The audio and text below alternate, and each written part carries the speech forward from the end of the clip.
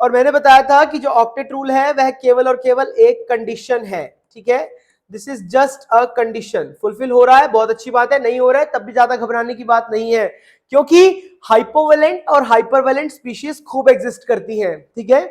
उसके बाद एक साइंटिस्ट थे जिन्होंने फिर भी नहीं माना था कि ऑक्टेट रूल जो है वो खराब हो सकता है, उनके अकॉर्डिंग ऑक्टेट रूल तब भी फॉलो हो ही रहा था, that was sudden theory. Sudden की थ्योरी हमने पढ़ी, और सुडन की थ्योरी मैंने कल भी बताया था, it was entirely wrong, but the idea of minimum bonding condition, यानी कि 2 सेंटर 1 इलेक्ट्रॉन, जो उसने आइडिया दिया था मिनिमम बॉन्डिंग कंडीशन का, वो सही था। हालांकि जो उसने एग्जाम्पल चूज किया था वो रॉन्ग था, but the idea was right, okay. चलिए मूविंग अहेड, उसके बाद हम सिडविक की थ्योरी पर आ गए। सिडविक की थ्योरी हमने की, चलो एक बार फटाफट देख लीजिए। सबसे पहले हमने केमिकल बॉन्ड के बारे में जाना कि ये होता क्या, it is just the force of attraction.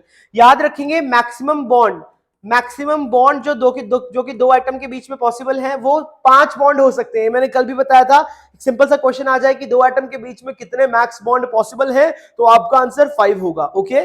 उसके बाद मूविंग अहेड, मैंने कहा था स्टेबिलिटी की, एक बीच में बात और आई थी, आर्गन का ये हमारा कंपाउंड था, तो मैंने बताया था कि आर्गन जो है वो इनर्ट गैस नहीं नोबल गैस में आता है। डिफरेंस क्या है इनर्ट गैस में और नोबल गैस में। मूविंग अहेड, हमने बात की थी अपने पोटेंशियल एनर्जी कर्व के बारे में कि जैसे जैसे 2 एटम एक दूसरे के करीब आ रहे हैं पोटेंशियल एनर्जी में ड्रॉप आ रहा है, यानी कि नेगेटिव साइड में पोटेंशियल एनर्जी बढ़ रही है, क्योंकि radius and energy were inversely proportional to each other, okay. तो ये हमारा फिर जो ये वाली एनर्जी हमने मार्क की थी, इसको हमने नाम दिया था बॉन्ड डिसोसिएशन एनर्जी। और बॉन्ड डिसोसिएशन एनर्जी का यहीं से डेफिनेशन आ जाएगा कि it is the minimum energy required which is given to the system to break the bond, ठीक है। सो मिनिमम बॉन्डिंग कंडीशन भी हमारा हो गया। After that we have move to the graphs. Graphs का मैं आपका एक दिन अलग से लेक्चर लूंगा। उसके बाद मैंने एक छोटा सा यहाँ पे क्वेश्चन भी पूछा था, ओके, ऑक्टेट रूल के बारे में बात की। हाँ, एक बात इसमें मैंने और बहुत इंटरेस्टिंग बताई थी कि हाइपोवेलेंट और हाइपरवेलेंट जो होती हैं, हाइपोवेलेंट की बात करता हूं तो वो हमेशा इलेक्ट्रॉन डेफिशिएंट होती है, ठीक है। लेकिन हाइपरवेलेंट की अगर मैं बात करता हूं तो वो they can behave both as Lewis acid as well as Lewis base. This is very important point, okay? फिर हमने यहाँ पे एग्जांपल्स भी स्टडी किए थे। उसके बाद मैंने बताया था कि इलेक्ट्रॉन रिच और इलेक्ट्रॉन डेफिशिएंट स्पीशीज का हमने नामकरण किस तरीके से किया हुआ है, बहुत ही आसान था ये टॉपिक भी। आई होप आपने नोट्स को घर पे जाकर रिवाइज किया होगा, they are very important, okay. उसके बाद हम लोग लास्ट में आ गए थे सिडविक थ्योरी, जो कि बहुत ही इंटरेस्टिंग थ्योरी थी। आई होप आप सभी लोगों ने सिडविक की थ्योरी को बहुत एंजॉय किया होगा। सिडविक का मेनली यही कहना था कि जितनी भी दुनिया की हाइपरवेलेंट स्पीशीज होती हैं उन सब में साइड एटम जो होता है वो इलेक्ट्रोनेगेटिव एलिमेंट होता है, यानी कि हैलोजन या फिर ऑक्सीजन होता है। Is that clear? हाँ, चलिए, तो this was about yesterday's lecture. मैं एक बार फटाफट से चार्ट में देख लेता हूं, यदि आप लोगों को किसी को भी कोई प्रॉब्लम है so I will repeat that topic, और otherwise we can move forward, okay. ठीक है, कोई डाउट नहीं है, ऑल क्लियर, नो प्रॉब्लम। चलिए, बहुत बढ़िया, यानी कि सबको सारी चीजें क्लियर है। चलो आगे बढ़ते हैं फिर हम लोग, ठीक है भाई, आ गए सब लोग, आ गए हैं, बहुत अच्छे। शुरू करते हैं हम लोग फटाफट से क्लास की, आज की क्लास। देखो बच्चों, आज का जो है ये मेरा लेक्चर नंबर 2। इस सेकंड लेक्चर में मैं क्या कवर करने वाला हूं, in this lecture I am going to talk about all these things. बहुत मजा आएगा आपको।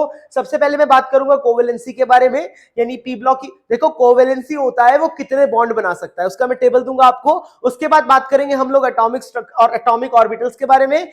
बात करेंगे कंसेप्ट ऑफ सिमेट्री कि एटॉमिक ऑर्बिटल्स को जिरेड और अनजिरेड हम किस बिहाफ पे कहते हैं।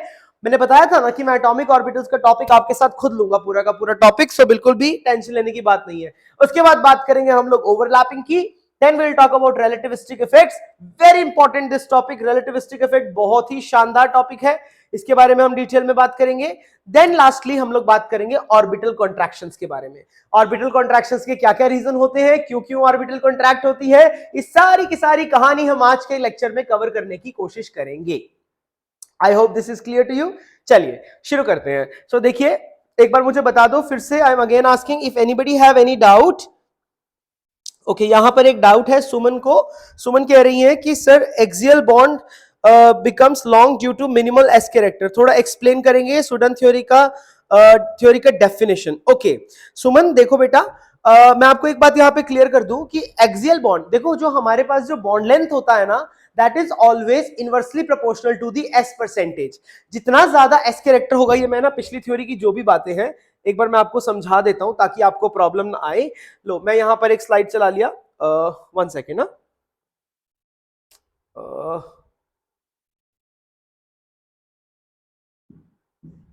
राइट, सो मैंने यहाँ पे एक बार आपको प्रीवियसली एक बार जो भी आपके डाउट्स हैं, प्रीवियस लेक्चर के जो भी आपके छोटे छोटे डाउट्स हैं, वो मैं एक बार उठा के कवर करवा देना चाहता हूं, सो दैट आपको लंबे लॉन्ग रन में कोई भी प्रॉब्लम ना आए। आ जाइए, तो यहाँ पर मैं पहले आपको टॉपिक पढ़ा देता हूं, दैट इज द रिवीजन। एक बार फटाफट से हम लोग रिवीजन कर लेते हैं, revision of previous lecture.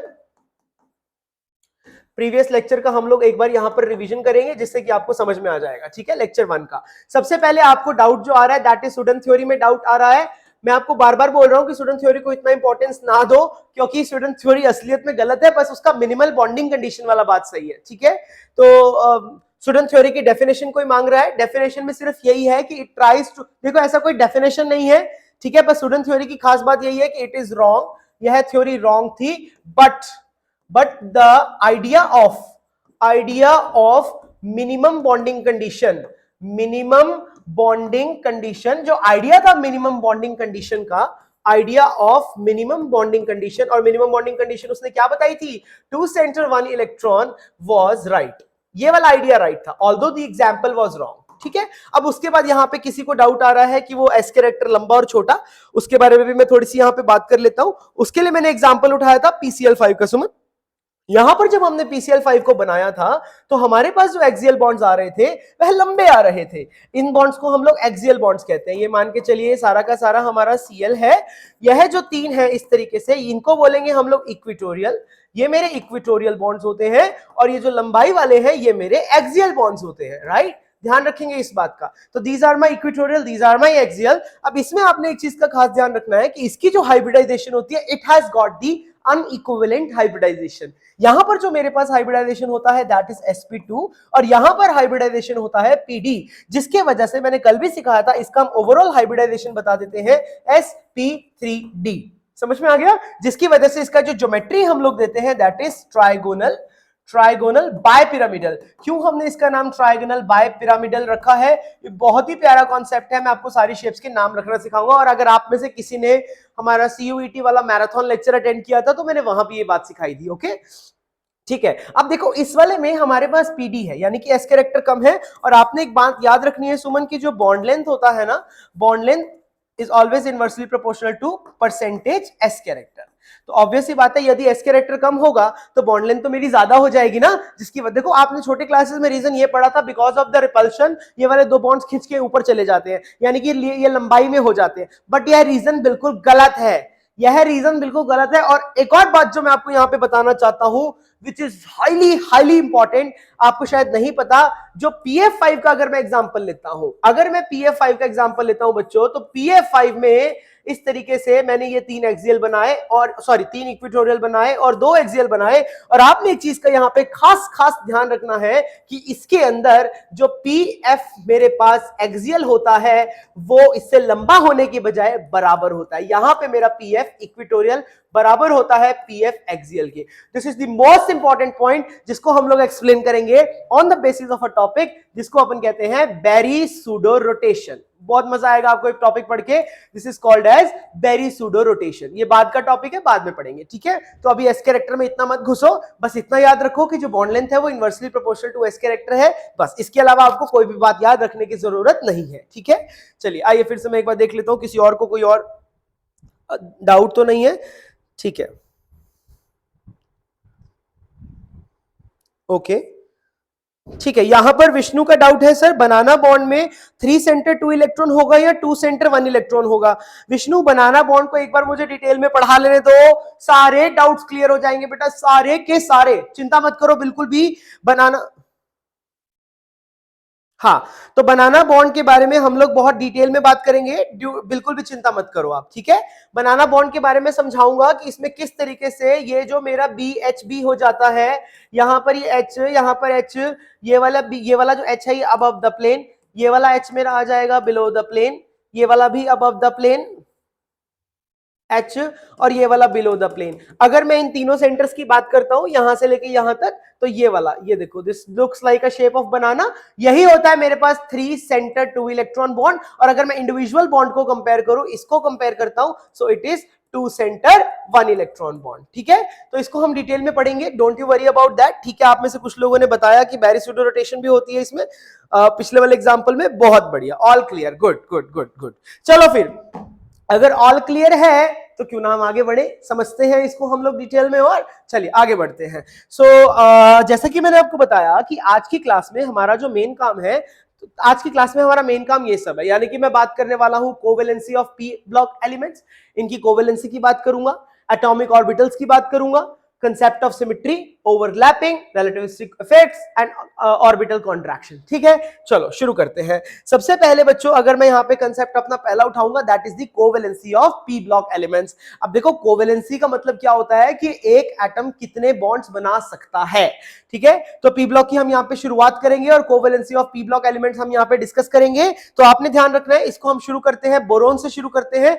So boron की बात करें, देखो मैं कुछ एलिमेंट्स लिख लेता हूं जो कि आपको ध्यान में रहने चाहिए, ये बहुत ही इंपॉर्टेंट पॉइंट है। वैसे देखो इसका कोई वो इतना नहीं है, बट कुछ कुछ पॉइंट्स इसके काफी काम आएंगे।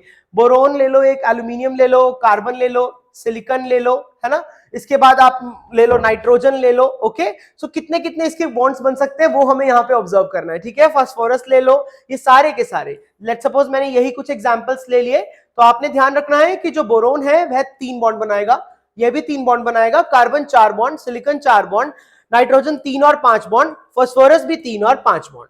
तो ये आपने इस बात का बहुत ध्यान रखना है कि कितने कितने बॉन्ड्स वो इजीली बना सकता है। और भी देखो इसमें पॉसिबिलिटीज होती है, जैसे अगर मैं बोरोन की बात करता हूं तो बोरोन 4 बॉन्ड भी बना सकता है। जैसे आपने ये वाला कंपाउंड अक्सर ऑब्जर्व किया होगा, समथिंग लाइक दिस, जो ये बोरिक एसिड से बनता है। ठीक है, लेकिन इसका जो कॉमन है वो 3 है। देखो कोवेलेंसी इस बात पे डिपेंड करती है कि अगर मैं कोवेलेंसी की जनरल बात करूं, ये तो हो गए चलिए कुछ एग्जांपल्स हो गए, कोवेलेंसी सीधा सीधा इसी बात पे डिपेंड करती है कि उस एलिमेंट के पास कितनी ऐसी ऑर्बिटल्स हैं जो कि बॉन्डिंग में पार्टिसिपेट कर सकती है। समझ आ गई बात? यानी कि अगर कोई भी मेरा एलिमेंट सेकंड पीरियड से बिलोंग करता होगा, ये मैं जनरल बात लिख रहा हूं, जनरल में क्या बोल सकता हूं, जनरल समझना बहुत इंपॉर्टेंट है।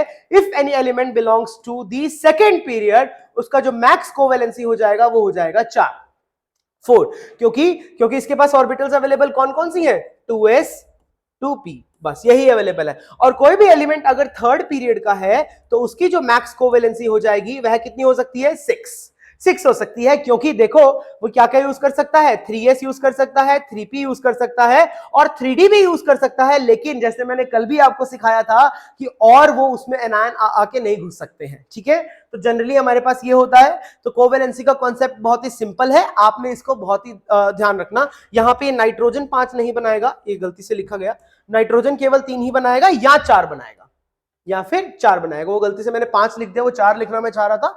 तो इस चीज का आप लोगों ने खास ध्यान रखना है, ये कोई बहुत मेजर कुछ नहीं था, ये छोटा सा टॉपिक था। अब हम बात करते हैं अपने मेजर टॉपिक की, और ये है मस्त टॉपिक जो आज की क्लास में हमें डिटेल में पढ़ना है। और ओवरलैपिंग शुरू करने से पहले इस टॉपिक के बारे में जानना बहुत ही जरूरी है। टॉपिक का नाम है बच्चों एटॉमिक ऑर्बिटल्स, और एटॉमिक ऑर्बिटल्स वैसे तो आप पढ़ते हैं एटॉमिक स्ट्रक्चर में, बट मैं आपको सारे के सारे एटॉमिक ऑर्बिटल्स यहाँ पे फुल डिटेल में करवाते हुए चलूंगा। ठीक है, चलिए शुरू करते हैं। तो सबसे पहले मैं यहाँ पे शुरू करना चाहता हूं आपके साथ में एस ऑर्बिटल। चलिए एस ऑर्बिटल की बात कर लेते हैं, एक बार मैं देख लूं अगर आपको कोई शंका या डाउट हो तो। ठीक है, सब कुछ ऑल क्लियर है। ओके जी, अब एस ऑर्बिटल की बात करते हैं। तो एस ऑर्बिटल की शेप की बात की जाए तो एस ऑर्बिटल यहां पर स्फेरिकल शेप की होती है। स्फेरिकल मतलब इस तरीके से गोलादार होता है, या तो इसमें साइन लगेगा प्लस या इसमें साइन लगेगा माइनस, इस बात का ध्यान रखेंगे। प्लस साइन का ये जो प्लस और माइनस है यहां पे, these are the signs of wave function. Now what is this wave function, आप ध्यान रखेंगे वेव फंक्शन क्या होता है कि हम हर एक एटॉमिक ऑर्बिटल को एक मैथमेटिकल फंक्शन से रिप्रेजेंट कर सकते हैं, और उसी मैथमेटिकल फंक्शन को अपन क्या बोलते हैं, वेव फंक्शन बोलते हैं। इसको डिनोट करते हैं बाय द सिंबल साइ। ठीक है, अगर मान के चलो इसका हम ग्राफ इस तरीके से देखें, समथिंग लाइक दिस, तो इस तरीके से वेव की तरह भी हम एटॉमिक ऑर्बिटल्स को दिखा सकते हैं। यहां पर ये जो ऊपर वाला साइन है, जो ऊपर की तरफ इस तरीके से गया, इस पॉइंट को हम लोग बोलेंगे क्रस्ट, और इस वाले पॉइंट को हम लोग बोलेंगे ट्रफ। याद रखेंगे, आपने ये सब छोटी क्लासेस में पढ़ा है। ये वाला सारा का सारा वेव फंक्शन का साइन हो जाएगा पॉजिटिव, यहां पर वेव फंक्शन का साइन हो जाएगा नेगेटिव। इसको मैं थोड़ा सा और लेबल कर देता हूं, याद रखेंगे ये वाला जो प्लेन हो जाएगा जो इसके बीच में से पास होगा, इस प्लेन को हम लोग कहेंगे नोडल प्लेन, वेरी इंपॉर्टेंट। और ये जो पॉइंट हो जाएगा, इस पॉइंट को हम लोग कहेंगे नोडल पॉइंट। याद रखना है नोडल प्लेन और नोडल पॉइंट का क्या मीनिंग है। यह जो एरिया होता है, ये जो एरिया की अगर मैं बात करता हूं, this area is directly proportional to probability of finding the electron, probability of finding the electron in that particular orbital। समझ में आया। और अगर यहां पे अगर आपको नोडल प्लेन की बात करनी है, सो नोडल प्लेन आप ध्यान रखेंगे, आपने पहले भी पढ़ा है, बहुत सारे लोगों को यह लगता है कि नोडल प्लेन का मतलब होता है इलेक्ट्रॉन डेंसिटी जहां पर फाइंड करने की प्रोबेबिलिटी जीरो हो। देखो बच्चों ये गलत है, you can never say zero, है ना। तो आप यहां पे क्या लिखेंगे, probability of finding the electron, probability of finding the electron is negligible. यहां पर जो प्रोबेबिलिटी होगी वो नेग्लिजिबल होगी, ठीक है। बस इस बात का आप लोग ध्यान रखेंगे। तो इस तरीके से आपने आई होप ये बात समझ में आ गई होगी। तो अगर मैं बात करता हूं एस ऑर्बिटल की, ये तो हो गए जनरल बातें, ये सारी के सारी जो मैंने आपको बात बताई, ये यहां से लेकर के सॉरी ओके, अगर देखो ये सारी की सारी बात, ये क्या हो रहा है भाई, ठीक है, आई डोंट नो क्या हो रहा था। ओके, अब यहां से अगर मैं सारी की सारी बात करूं, तो ये जो बातें थी ये वाली, यहां से लेकर के यहां तक, ये सारी की सारी मैंने आपको जनरल बात बताई। अब मैं एस ऑर्बिटल की बात करता हूं इन पर्टिकुलर, तो एस ऑर्बिटल में नोडल प्लेन कितने आते हैं बच्चों, जीरो आते हैं, क्योंकि मैं कहीं से भी प्लेन पास करूंगा तो मुझे इलेक्ट्रॉन डेंसिटी मिलेगा ही मिलेगा, ठीक है। तो इस बात का आपने खूब ध्यान रखना है। तो एस ऑर्बिटल ये हमारी इस तरीके से दिखाई देती है, स्फेरिकल। दूसरी बात आपने इसमें ध्यान रखना है कि एस ऑर्बिटल हमारी नॉन डायरेक्शनल होती है। Now what is this non directional, या तो वर्ड हम यूज करते हैं नॉन डायरेक्शनल, या फिर हम वर्ड यूज करते हैं unidirectional. Now what is this meaning of non directional और unidirectional, इस बात का हम लोग डिटेल में मतलब जान लेते हैं। आइए इस चीज को हम समझने की कोशिश करते हैं। देखो बच्चों, जब भी मैं बोलता हूं नॉन डायरेक्शनल या फिर यूनिडायरेक्शनल, देखो नॉन डायरेक्शनल का मतलब क्या होगा। देखो आगे जब मैं आपको ये पढ़ाऊंगा कि किस तरीके से ओवरलैपिंग होती है, तो आप रियलाइज करेंगे जो एस ऑर्बिटल है, जब इसके साथ किसी दूसरी ऑर्बिटल की लोब बॉन्ड बनाने आएगा, तो हमें कोई भी एक्सिस का यहां पे कोई भी ध्यान रखने की जरूरत नहीं है, क्योंकि मेरी एस ऑर्बिटल देखने में एकदम स्फेरिकल है। सो जो इनकमिंग ऑर्बिटल होगा वो कहीं से भी आके बॉन्ड बना सकता है, कहीं से भी आके ओवरलैप कर सकता है। बिकॉज ऑफ दिस नेचर हम एस ऑर्बिटल को नॉन डायरेक्शनल बोलते हैं। समझ आया। आयनिक बॉन्ड्स भी इसीलिए नॉन डायरेक्शनल होते हैं, क्योंकि उसमें भी कोई ओवरलैप के लिए एक्सेस नहीं चाहिए रहता, ओवरलैप ही नहीं होता उसमें, तो पहली बात, ठीक है। तो इसीलिए इसको हम लोग नॉन डायरेक्शनल बोलेंगे। ओके, चलिए नेक्स्ट मूव करते हैं। हम लोग सेकंड की बात करते हैं। Next is P orbital. अब पी ऑर्बिटल में याद रखना है अपने कि इसमें 3 ऑर्बिटल्स होते हैं। 3 ऑर्बिटल्स जो इसके अंदर होते हैं वह कौन कौन से होते हैं, one is P x, another one is py and another one is pz। आपने एक बात और ध्यान रखनी है कि जितनी भी हमारी p ऑर्बिटल्स होती हैं, यह सारी के सारी along the axis होती हैं। ये ऑर्बिटल्स मेरी along the axis पड़ी होती हैं। मान के चलिए अगर मेरे को px बनाना है, तो यह हो जाएगी मेरी x एक्सिस, इसके ऊपर इस तरीके की ऑर्बिटल को मैं बोलूंगा px orbital, this is my px। Similarly अगर मुझे py बनाना है, ये मेरी y एक्सिस हो गई, ये जो मेरी ऑर्बिटल बनी दिस इज पी वाई, और z मुझे बनाना है तो ये मेरी z एक्सिस हो गई। इस तरीके से इसके ऊपर लाई करती हुई ऑर्बिटल हो गई मेरी पी जेड ऑर्बिटल। इन सबको मैं लेबल कर देता हूं, ध्यान से देख लेना। This is my P X, this is my P Y, this is my P Z. अब इसमें अगर नोडल प्लेन की बात करें, अगर मैं यहां से इलेक्ट्रॉन डेंसिटी पास करूंगा, इसमें सॉरी प्लेन पास करूंगा, यहां से भी मैंने एक प्लेन पास किया और यहां से भी मैंने एक प्लेन पास किया, तो मुझे साफ साफ दिखाई दे रहा है कि इसके अंदर जो मेरे पास नोडल प्लेन आ रहा है वो एक आ रहा है, यानी कि 1 nodal plane is possible. Very important point कि इसके अंदर एक नोडल प्लेन जो है वो पॉसिबल हो सकता है। दूसरी बात आपने इसमें ध्यान में रखनी है क्या, एक और चीज जो आप इसमें बहुत इंपॉर्टेंट है पी ऑर्बिटल, कि इसके अंदर 2 लोब्स होते हैं। 2 लोब्स मतलब 2 lobes with opposite sign, with opposite sign. ये साइन का वेव फंक्शन का जो साइन का ध्यान है, ये हमने बहुत इंपॉर्टेंटली रखना है। कब, जब हम ओवरलैपिंग की बात कर रहे होंगे। दिस इज वेरी इंपॉर्टेंट, ठीक है। यहां तक किसी को कोई प्रॉब्लम है तो प्लीज आस्क, ठीक है, ठीक है जी, यहां तक किसी को कोई प्रॉब्लम नहीं है, वेरी गुड। ओके जी, आगे बढ़ते हैं पी ऑर्बिटल। अभी देखो इनकी मैं सिमेट्री डिस्कस करूंगा, सिमेट्री वाला टॉपिक जब आएगा तो मैं इसकी सिमेट्री जो है वो पूरा डिटेल में डिस्कस करूंगा, डोंट यू वरी, ठीक है। आगे बढ़ते हैं हम, अगला जो हमारे पास यहां पे ऑर्बिटल हो जाएगा दैट इज डी ऑर्बिटल्स। मैं डी ऑर्बिटल्स की बात करता हूं, सो डी ऑर्बिटल्स में 5 ऑर्बिटल्स होते हैं, 5 ऑर्बिटल्स होते हैं और इसके अंदर 4 लोब्स होते हैं, याद रखेंगे इस बात का, ठीक है। और ये जो 5 ऑर्बिटल्स है ये 2 सेट में बटी हुई हैं। क्या क्या है वो 2 सेट जिसमें ये 5 ऑर्बिटल्स बटी हुई हैं, एक को तो हम लोग कहते हैं in between the axis, in between the axis हम लोग कहते हैं, और दूसरे को हम लोग कहते हैं along the axis. This is important, along the axis. जो इन बिटवीन द एक्सिस होती है उसमें हमारे पास है D x Y, D Y Z and D Z X, याद रखेंगे। और अगर मैं अलोंग द एक्सिस की बात करता हूं तो इसके अंदर है हमारे पास d x square minus y square, और है हमारे पास डी जेड स्क्वायर। चलिए अब हम इन सबको बना के देखते हैं और देखते हैं कि इसके अंदर कितने नोडल प्लेन्स आने वाले हैं। Let us try to find that out. चलिए सबसे पहले मैं यहां पे बनाने जा रहा हूं इन बिटवीन दी एक्सिस वाली। सबसे पहले अगर मेरे को let's suppose d x y बनाना है, सो डी एक्स वाई के लिए मेरे को यहां पे एक्स और वाई एक्सिस लेना पड़ेगा। Let's suppose this is X axis, this is Y axis. तो जो मेरी डी एक्स ऑर्बिटल है वो कुछ इस तरीके की दिखाई देगी, देखना ध्यान से। पॉजिटिव पॉजिटिव, ऑपोजिट लोब में साइन हमेशा सेम रहेगा, ठीक है। Similarly if I talk about D x Z, तो डी एक्स जेड ऑर्बिटल जो है वो कुछ ऐसे दिखाई देगी।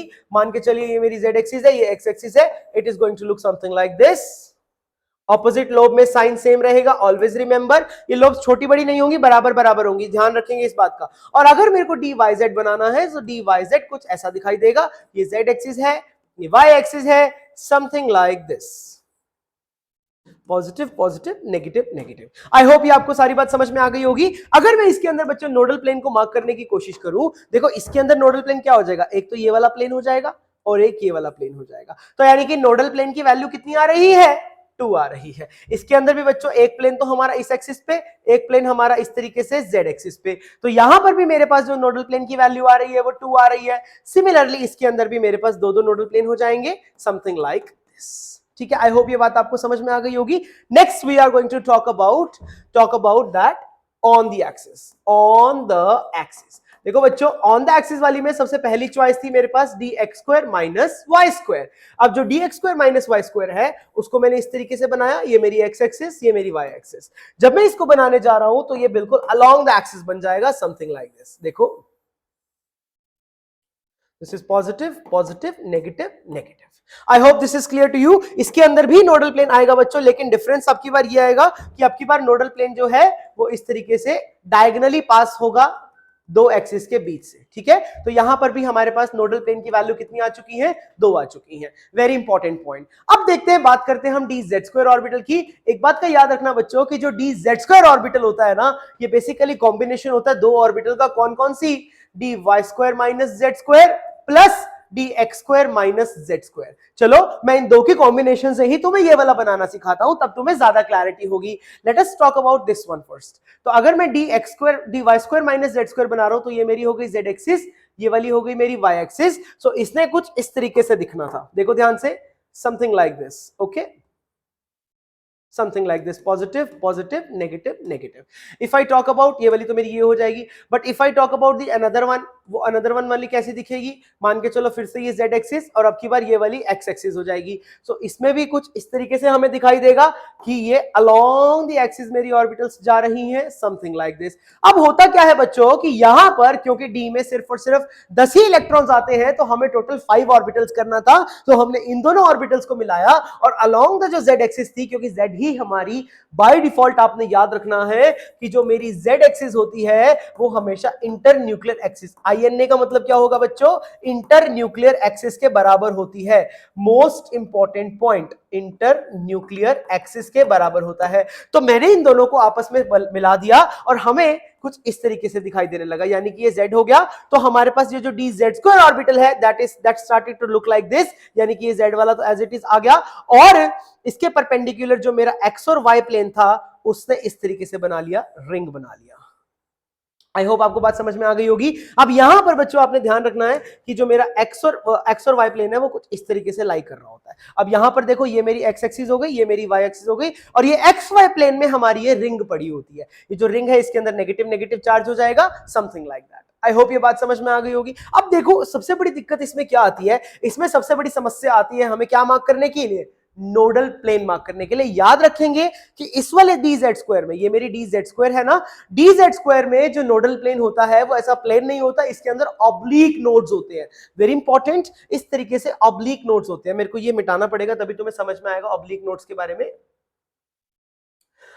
ये नेगेटिव नेगेटिव साइन है, तो मैं यहां पे आपके लिए ऑब्लिक नोड्स बनाने जा रहा हूं व्हाइट कलर से, वह कुछ इस तरीके से दिखाई पड़ती है, देखो ध्यान से।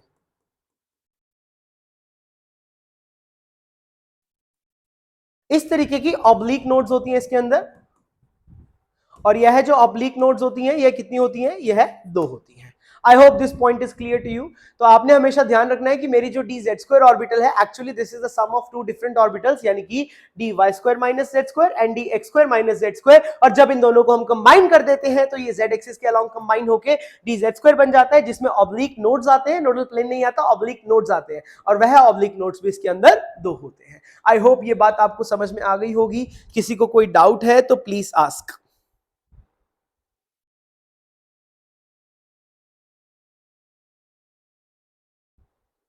सर पी एक्स तो अलोंग एक्स एक्सिस बनेगा सर, क्या मैंने गलत बना दिया क्या कुछ यहाँ पे? हाँ अलोंग एक्स एक्सिस तो बनाया मैंने पी एक्स भाई, ये मेरी एक्स एक्सिस है, इसी के अलोंग तो मैंने पी एक्स बनाया, क्या प्रॉब्लम है इसमें?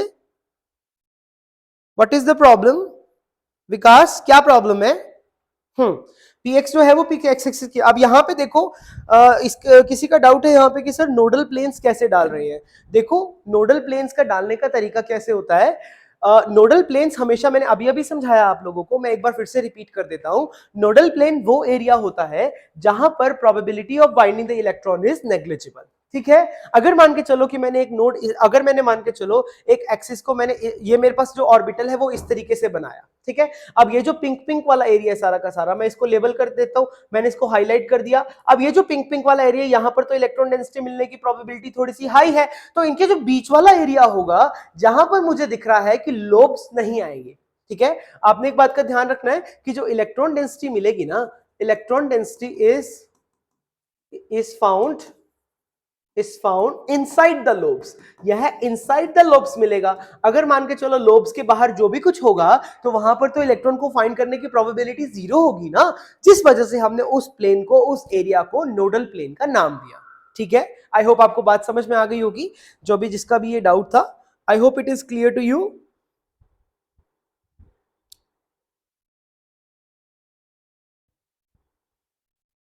हम्म, ठीक है, मैं एक बार आपको रिपीट कर देता हूं कि यहां पर मैंने आपको क्या बताया, दोबारा से सुन लीजिए। आई होप विकास आपको ये क्लियर हो गया होगा। पहले एक एक करके मैं सबकी बात सुनता हूं। विकास देखो, मैंने ये जो आपको दिखाया है पी एक्स ऑर्बिटल, मैंने अलोंग द एक्स एक्सिस ही बनाया है। ये जो मैंने पिंक से बनाया है, this is my nodal plane. ये जो डॉटेड डॉटेड लाइन पिंक से बना है, this is the nodal plane, always remember. ठीक है, दूसरा पठान का डाउट था कि यहां पर सर नोडल प्लेन कैसे डालते हैं। I hope it is clear to you. जहां पर भी लोब्स अवेलेबल नहीं होंगे, लोब्स LOBES, लोब्स अवेलेबल नहीं होंगे, वहां पर नोडल प्लेन आएगा। ठीक है, ओके। उसके बाद अगला चीज, अगली बोलता है कि हाँ ये जो मेरे पास ऑब्लिक नोड्स है, बिल्कुल सही बात बोली आपने, ये जो ऑब्लिक नोड्स है, this somehow behave like the cone. ठीक है, ये कोन बना देते हैं इस तरीके से, यह कोन बन जाता है हमारा। तो कोन जैसे देखो डमरू के जैसे शेप का हो गया ना, जैसे डमरू होता है इधर से भी इधर से भी, और इनको हम लोग इसीलिए कॉनिकल नोट्स भी कहते हैं। बिल्कुल सही बात, ये भी इसका दूसरा नेम होता है। डोंट वरी, इसको ऑब्लिक नोट्स भी और कॉनिकल नोट्स भी हम दोनों नाम से जान सकते हैं। ठीक है, ओके, ठीक है, ठीक है विकास, क्लियर हो गया। हाँ, एक सुमन को यहाँ पे डाउट है कि भाई सर एक बार डीजेड स्क्वायर दोबारा बता दीजिए। ओके बेटा, मैं डीजेड स्क्वायर आपको फिर से बता देता हूँ। देखो ध्यान से देखो, मैंने यहाँ पे ये समझाया कि जो डीजेड स्क्वायर ऑर्बिटल होता है ना, basically it is the combination of two different orbitals. D Z square अपने आप में नहीं होता, ये बेसिकली सम होता है किस किस का, d Y square minus Z square का और d x square minus Z square का, इनके सम के बराबर होता है। जब हम इनको मिलाते हैं, इनका मेल करते हैं, तो ये दोनों जो ऑर्बिटल्स हैं एक्स एक्सिस के अलोंग, एक्स एक्सिस के अलोंग, सॉरी जेड एक्सिस के अलोंग ये आपस में मिल जाती हैं। जेड एक्सिस के अलोंग ये आपस में मिल जाने की वजह से ये जो मेरा एक्स और वाई प्लेन है, ऑब्वियसली बात है ये एक दूसरे के परपेंडिकुलर है। इस परपेंडिकुलर प्लेन में ये वाले जो हॉरिजॉन्टल है वो इस परपेंडिकुलर प्लेन में वो आपस में एक रिंग फॉर्म कर लेते हैं, और जो z और z है वो आपस में एक दूसरे के ऊपर ओवरलैप कर जाते हैं, जिसकी वजह से इसका जो शेप है वो कुछ ऐसा दिखाई देता है। और इसके अंदर नोडल प्लेन्स नहीं होता, इसके अंदर कॉनिकल नोड्स होते हैं, यानी कि ऑब्लिक नोड्स होते हैं, जैसा कि आप लोगों ने भी लिखा अभी कमेंट सेक्शन में, दो इसमें इस तरीके के कॉनिकल नोड्स मिल जाएंगे। I hope it is clear to you. Suman आपको बात समझ में आई? मुझे प्लीज बता दो, इज इट क्लियर और नॉट?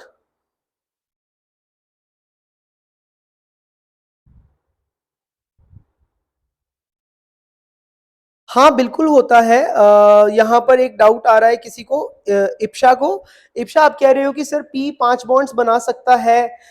अरे बिल्कुल बना सकता है, फास्फोरस 5 बॉन्ड बना सकता है। लेकिन मैंने ये बात आपको कल भी बहुत डिटेल में समझाया था। आप लोग यहाँ पे बोल रहे हो कि कैन, देखो क्वेश्चन यहाँ पे क्या था कि कैन फास्फोरस मेक 5 बॉन्ड्स। अरे बिल्कुल बना सकता है फास्फोरस 5 बॉन्ड, कोई प्रॉब्लम ही नहीं है। आई थिंक मैंने कल भी ये बात बहुत डिटेल में आपको समझाया था कि फास्फोरस की अगर मैं बात करता हूं तो फास्फोरस के पास 3s ऑर्बिटल है, उसके बाद उसके पास 3p ऑर्बिटल है, और उसके बाद उसके पास 3d ऑर्बिटल भी है। तो यह 3d ऑर्बिटल का भी इस्तेमाल कर सकता है बॉन्ड फॉर्मेशन के अंदर, क्योंकि फास्फोरस के कई सारे एलिमेंट्स में फास्फोरस की हाइब्रिडाइजेशन sp3d होती है। तो यानी कि यह 5 ऑर्बिटल्स का इस्तेमाल किया जाता है बॉन्डिंग करने के लिए। लेकिन ऐसा केवल तभी होता है जब हमारे पास साइड एटम, ओनली पॉसिबल, ये बात मैंने कल भी समझाई थी, only possible when side atom is more electronegative.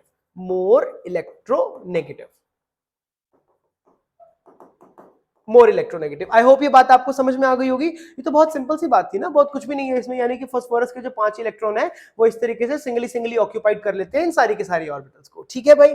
और एक बात का आप और ध्यान रखेंगे, जैसे कि अगर मैं बात करूं PF5 पॉसिबल है, हाँ है। PCl5 पॉसिबल है, हाँ है। क्या PH5 पॉसिबल है? PH5 पॉसिबल नहीं है। ठीक है, आई होप ये बात समझ में आ गई होगी। ठीक है,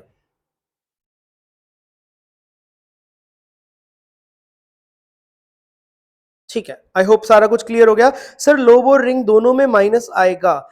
देखो रिंग में माइनस आएगा यहाँ पे इस तरीके से, देखो साइन की अगर हम बात करें, ये रिंग में माइनस आएगा, यहाँ पे ये प्लस चार्ज आएगा, ये प्लस प्लस है, लोब्स में प्लस प्लस है, ऑपोजिट लोब्स में साइन सेम होगा। रिंग में माइनस है तो इसके अंदर प्लस प्लस आएगा। ठीक है, डू नॉट फॉरगेट। ओके जी, हाँ बिल्कुल, खुशी रे बोल रही है कि इट हैज एम्प्टी ऑर्बिटल। ठीक है भावना, आपका डाउट क्लियर हुआ बेटा। भावना, यहाँ पे इसमें प्लस प्लस आएगा लोब्स में, और रिंग में नेगेटिव आ जाएगा, क्योंकि देखो यहाँ पर भी तो लोब्स में प्लस प्लस का साइन है ना, इस वजह से प्लस प्लस ही आ रहा है। ठीक है, ओके जी, ओके जी। ठीक है भाई, आई होप ये सारी बातें आपको क्लियर हो गई मस्त एकदम। तो डी ऑर्बिटल को तो समझ पाना आप लोगों के लिए बहुत आसान हो गया। डी ऑर्बिटल कुछ भी नहीं था। तो कॉनिकल नोड्स के बारे में मैंने आपको इसके बारे में बताया। इज इट क्लियर और नॉट्स? ठीक है। अरे इसमें एक बात और याद रखेंगे, इसके अंदर डी के अंदर जो मेरे पास एंगुलर नोड्स होते हैं, इसके अंदर एंगुलर नोड भी होता है, एंगुलर नोड इसके अंदर 1 होता है। तो डीजेड स्क्वायर की बात करते हैं तो डीजेड स्क्वायर के लिए लिख रहा हूं मैं सिर्फ और सिर्फ टोटल नोड्स जो हो जाती है डीजेड स्क्वायर के लिए, only for DZ square, not for others. Always remember, total nodes इसके अंदर हो जाएंगी 3 हो जाएंगी, 2 तो ये वाली कॉनिकल वाली और एक एंगुलर वाली। ठीक है, तो आई होप ये बात आपको सारी के सारी समझ में आ गई होगी। कुछ भी मुश्किल नहीं था इसके अंदर, तो बिल्कुल आसान सी बातें थी। ठीक है, चलो आगे बढ़े अब हम next, let's move to the next topic. अब हम यहां पे बात कर रहे हैं अपने नेक्स्ट ऑर्बिटल की, दैट इज एफ ऑर्बिटल। ठीक है, एफ ऑर्बिटल की बात करते हैं। तो एफ ऑर्बिटल में आपने ध्यान रखना है कि इसके अंदर, एफ ऑर्बिटल के अंदर अलग अलग टाइप के हमारे पास लोब्स होते हैं, और इसके अंदर टोटल 8 लोब्स होते हैं बच्चों। 8 lobes are possible, 8 lobes possible होते हैं इसके अंदर, और इनकी अलग अलग टाइप की शेप्स होती हैं। चलिए मैं आपको एक बार एफ ऑर्बिटल्स की कुछ कुछ शेप का जो भी पॉसिबल 2 डायमेंशन में बनानी पॉसिबल है, मैं आपको एक बार थोड़ा सा आइडिया दे देता हूं। जैसे इसमें कौन सी होती है, जैसे कि f z square, f x square, f y square. ठीक है, और इसके अंदर भी हमारे पास अलग अलग स्टाइल की होती है। जैसे मैं पहले ये 3 आपको बना के दिखाता हूं, दिस लुक्स लाइक दिस। जैसे मान के चलो मैं एफ जेड स्क्वायर बनाता हूं, तो ये जेड एक्सिस के अलोंग होता है इस तरीके से, और इसके अंदर अगर मैं रिंग्स की बात करूं तो 2-2 रिंग्स इसके अंदर आए होते हैं, समथिंग लाइक दिस। बना के दिखाता हूं मैं किस तरीके से दिखता है। एफ ऑर्बिटल का कुछ ऐसा सा डायग्राम यहां पर दिखाई देता है, 2 रिंग्स ऐसे पड़े रहते हैं हमारे पास, फिर ये इस तरीके से दिखाई देता है। ये हो जाएगी मेरे पास जेड एक्सिस, और इसको हम लोग बोलेंगे F z square, F Z cube, positive positive. ठीक है, ये हो जाएगा हमारे पास एफ जेड। उसके बाद सिमिलरली अगर मुझे एक्स वाला बनाना है तो एक्स एक्सिस हो जाएगी, 2 रिंग्स इस तरीके से, और उसके ऊपर इस तरीके से हमारे पास आ जाएगा साइन। सिमिलरली अगर मैं वाई वाला बनाना चाहता हूं तो 2 रिंग्स पहले, और 2 रिंग्स के ऊपर और 2 रिंग्स के नीचे, इस तरीके की शेप होती है। इसके अलावा बच्चों एक और होती है जिसकी शेप आप बना सकते हैं एफ एक्स वाई जेड। ये जो एफ एक्स वाई जेड होता है ये किस तरीके से दिखाई देता है, आप इसको कुछ ऐसे बना लीजिए, मान के चलो सेंट्रल एटम है, 4 लोब्स, ये जो मैं आपको दिखा रहा हूं ये 4 लोब्स हमारी आ रही हैं फ्रंट में। इसको इमेजिन करो ये कुछ इस तरीके से है कि क्यूब में रखा हुआ है ये, और बाकी की जो 4 लोब्स आ रही हैं वो जा रही है मेरी बिलो, यानी कि ये पिंक वाली जो है ये बिलो द प्लेन है, बिलो द प्लेन, और ये जो येलो वाली है ये वाली मेरी अबव द प्लेन है। मतलब इसको अगर मुझे दिखाना हो तो किस तरीके से दिखाऊंगा, मान के चलो कि अगर मैंने इसको किसी क्यूब में डाल दिया, ठीक है, if present in a cube, if present in a cube, अगर मान के चलो एक क्यूब में प्रेजेंट है, then 8 lobes, sorry, then 8 lobes touch the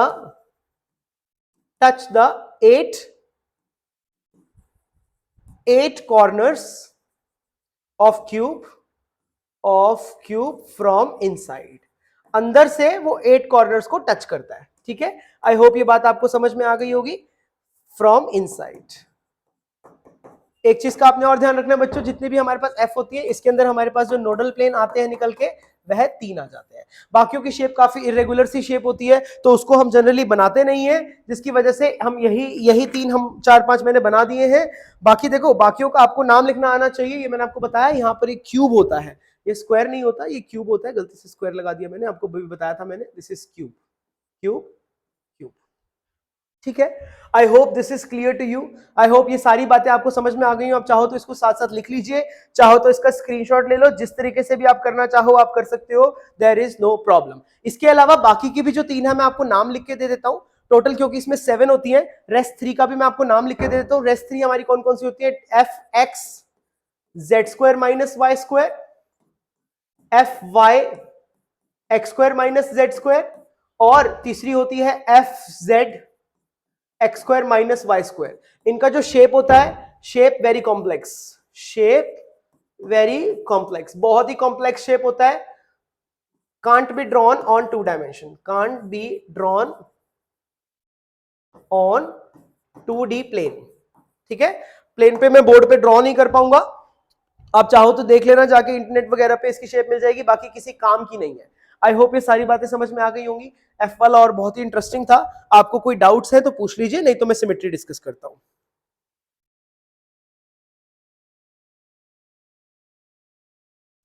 okay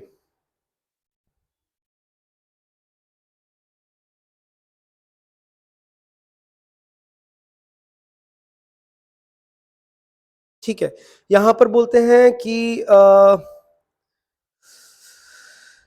सब यही बोलते हैं कि कॉम्प्लिकेटेड होता है, ऐसा क्या है उसमें जो नहीं बताते, क्योंकि 3D में बनता है 2D समझना मुश्किल है। अरे भाई विकास, सब यही बोलते हैं कि कॉम्प्लिकेटेड होता है। हाँ भाई मैं मानता हूं सब यही बोलते हैं कॉम्प्लिकेटेड होता है, लेकिन इतनी तो आपको मालूम होनी चाहिए, सब में और फिर हम में कोई फर्क भी तो है। अरे सब जो पढ़ा रहे हैं और हम जो पढ़ा रहे हैं उसमें कुछ डिफरेंस तो है ना, तभी तो हम यहाँ पे आए हैं आपके लिए। क्या बात करते हो भाई, सब जो बोलते हैं उसमें क्या, सर किसी भी बुक में फोटो नहीं देखा, 3D शेप भी नहीं देखे, बिल्कुल भी टेंशन लेने की जरूरत नहीं है। ठीक है, अरे भाई घबराओ मत बिल्कुल भी, अगर तुमने नहीं देखा तो देखो ना, फिर टेंशन क्यों ले रहे हो। मैंने तुम्हें A1 के एफ एक्स वाई जेड का भी शेप बता दिया, एक्स एक्स, इसको इस तरीके से इमेजिन करो कि यह क्यूब में रखा है, और क्यूब में रखा है वो इस तरीके से रखा है कि इसका जो बिल्कुल जो नोडल पॉइंट है वो बीच में है।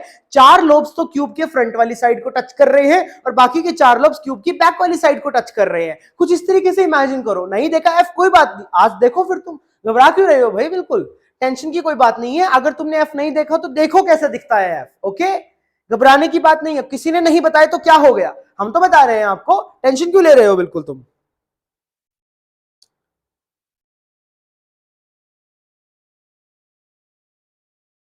हाँ जी, लास्ट स्लाइड शो कर देता हूं मैं, ये लो देख लो भाई, लास्ट स्लाइड शो कर दिया मैंने, please look at it.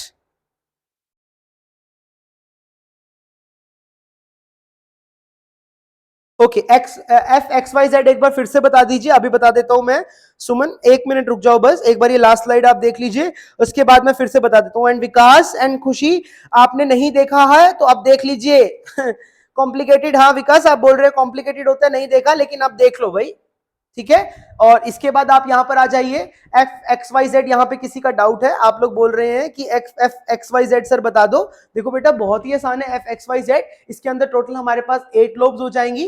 8 lobes कुछ इस प्रकार हो जाएंगी कि हमारे पास 4 तो आ जाएंगी अबव, 4 चली जाएंगी बिलो, और ये हर, अगर मैं इसको एक क्यूब में रखता हूं तो क्यूब की चारों मतलब 8 के 8 जो कॉर्नर्स है उनको इनकी लोब टच कर रही है एंड में जाके, ठीक है। बहुत सिंपल है, चलू मैं आगे, ठीक है जी। ओके अब मैं यहां पे आपको समझाने वाला हूं कंसेप्ट ऑफ सिमेट्री। ये बहुत ही मजेदार कॉन्सेप्ट है, सिमेट्री का कॉन्सेप्ट समझेंगे तभी हमें क्लैरिटी आने वाली है। देखो सिमेट्री किस तरीके से, ऑर्बिटल्स को ना हम लोग 2 हिस्सों में बांटते हैं। Orbitals can either be geared, या तो ये जीरेड हो सकती है या फिर ये अनजीरेड हो सकती हैं। अब ये जीरेड और अनजीरेड हम लोग किस फॉर्म में कहते हैं? देखो बच्चों जीरेड हम उसको बोलते हैं, अगर बहुत ही सिंपल सी भाषा में कहूं ना, जिसके अंदर सेंटर ऑफ सिमेट्री होता है।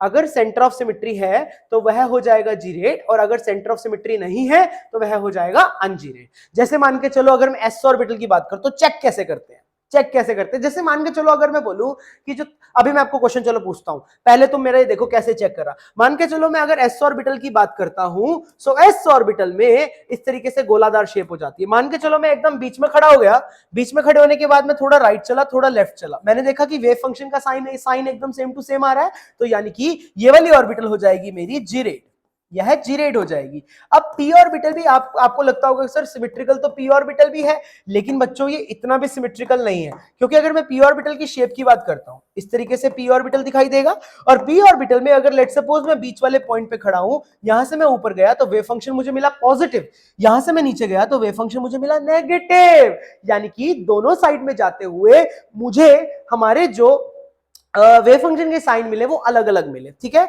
अब आप मुझे एक बात बताओ, जो डी ऑर्बिटल है वो कैसे दिखाई देगी? हाँ भाई, डी ऑर्बिटल की अगर मैं बात करता हूं तो how is gonna D orbital look like? देखो डी ऑर्बिटल भी कुछ ऐसे दिखाई देती है ना, समथिंग लाइक दिस। अब मैंने आपको साइन भी अभी सिखाए थे कि यहाँ पॉजिटिव पॉजिटिव नेगेटिव नेगेटिव। अगर लेट्स सपोज मैं बीचों बीच खड़ा हूं और मैं जा रहा हूं, अगर मैं ऊपर चला कुछ भी नहीं मिल रहा, खाली मिल रहा है, खाली मिल रहा है।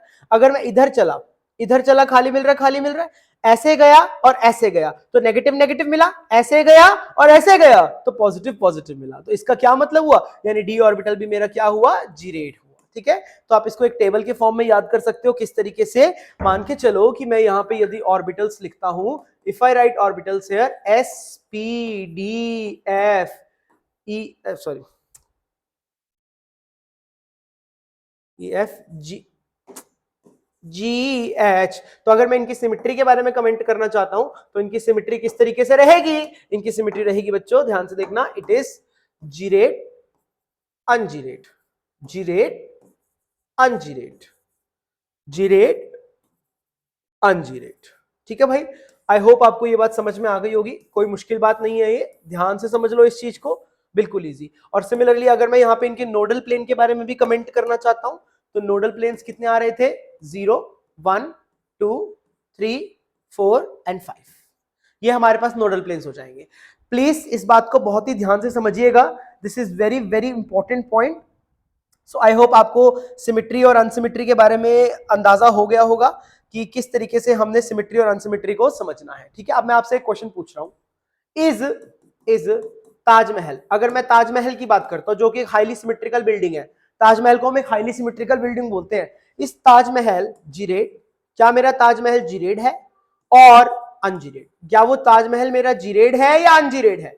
चलो बताओ मुझे फटाफट से कमेंट सेक्शन में बताओ कि जो ताजमहल वाली बिल्डिंग है वह जीरेड है या अनजीरेड है, बोलो।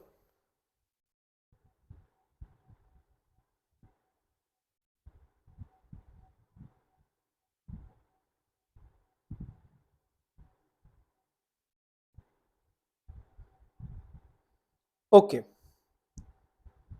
ओके ओके, देखो मैं एक बार आप सभी के डाउट्स ले लेता हूं, सब लोग प्लीज ध्यान से समझ लीजिए।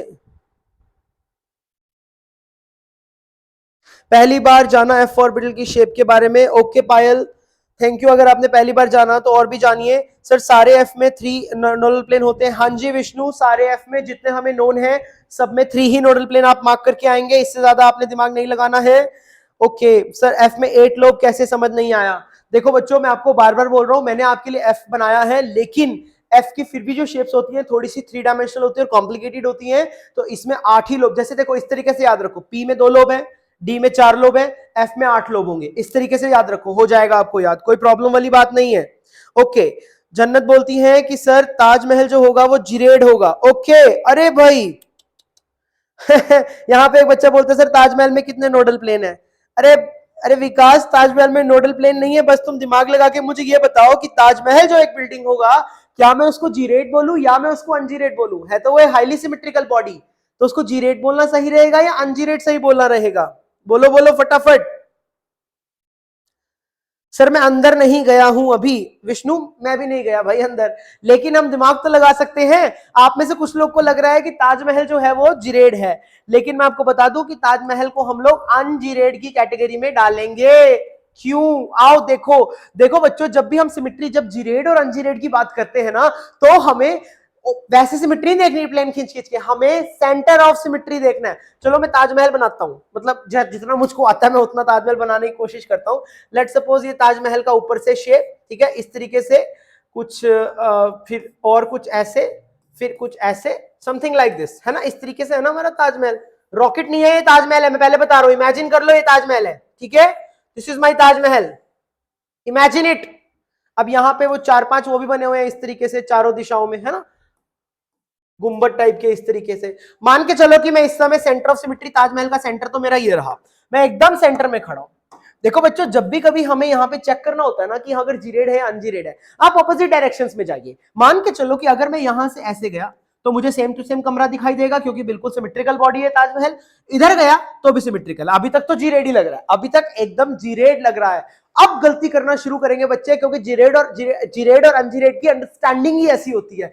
अब यदि मैं इस पॉइंट से ऊपर चला तो मैं इस पॉइंट से ऊपर नहीं जा सकता, मुझे इस पॉइंट से नीचे ही जाना पड़ेगा, क्योंकि मुझे हर बार 180 डिग्री में ही चलना है। मतलब अगर मैं यहां से यहां चला तो मुझे यहां से यहां जाना पड़ेगा, बट अगर मैंने डायरेक्शन ऊपर की तरफ करी तो इस तरफ डायरेक्शन नीचे की तरफ करनी पड़ेगी। This is the most important point whenever you want to understand gerade और अनजीरेड।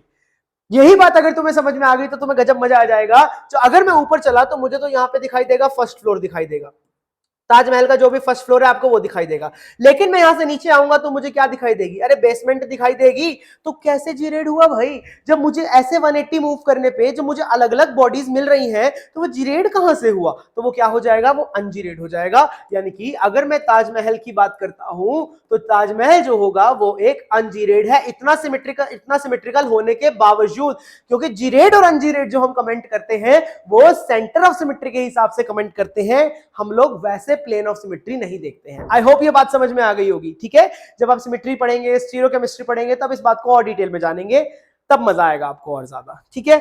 चलिए भाई बता दीजिए, किसी को कोई शंका कोई डाउट है तो बता दो।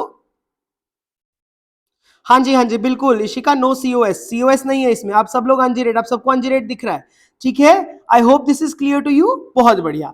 चलिए चलो अब हम आगे बढ़ते हैं, अब जीरेड और अनजीरेड की कहानी यही करते हैं समाप्त, और नेक्स्ट मूव करते हैं अब हम। चलिए सो ये ताजमहल हमारी अनजीरेड बॉडी हो जाएगी।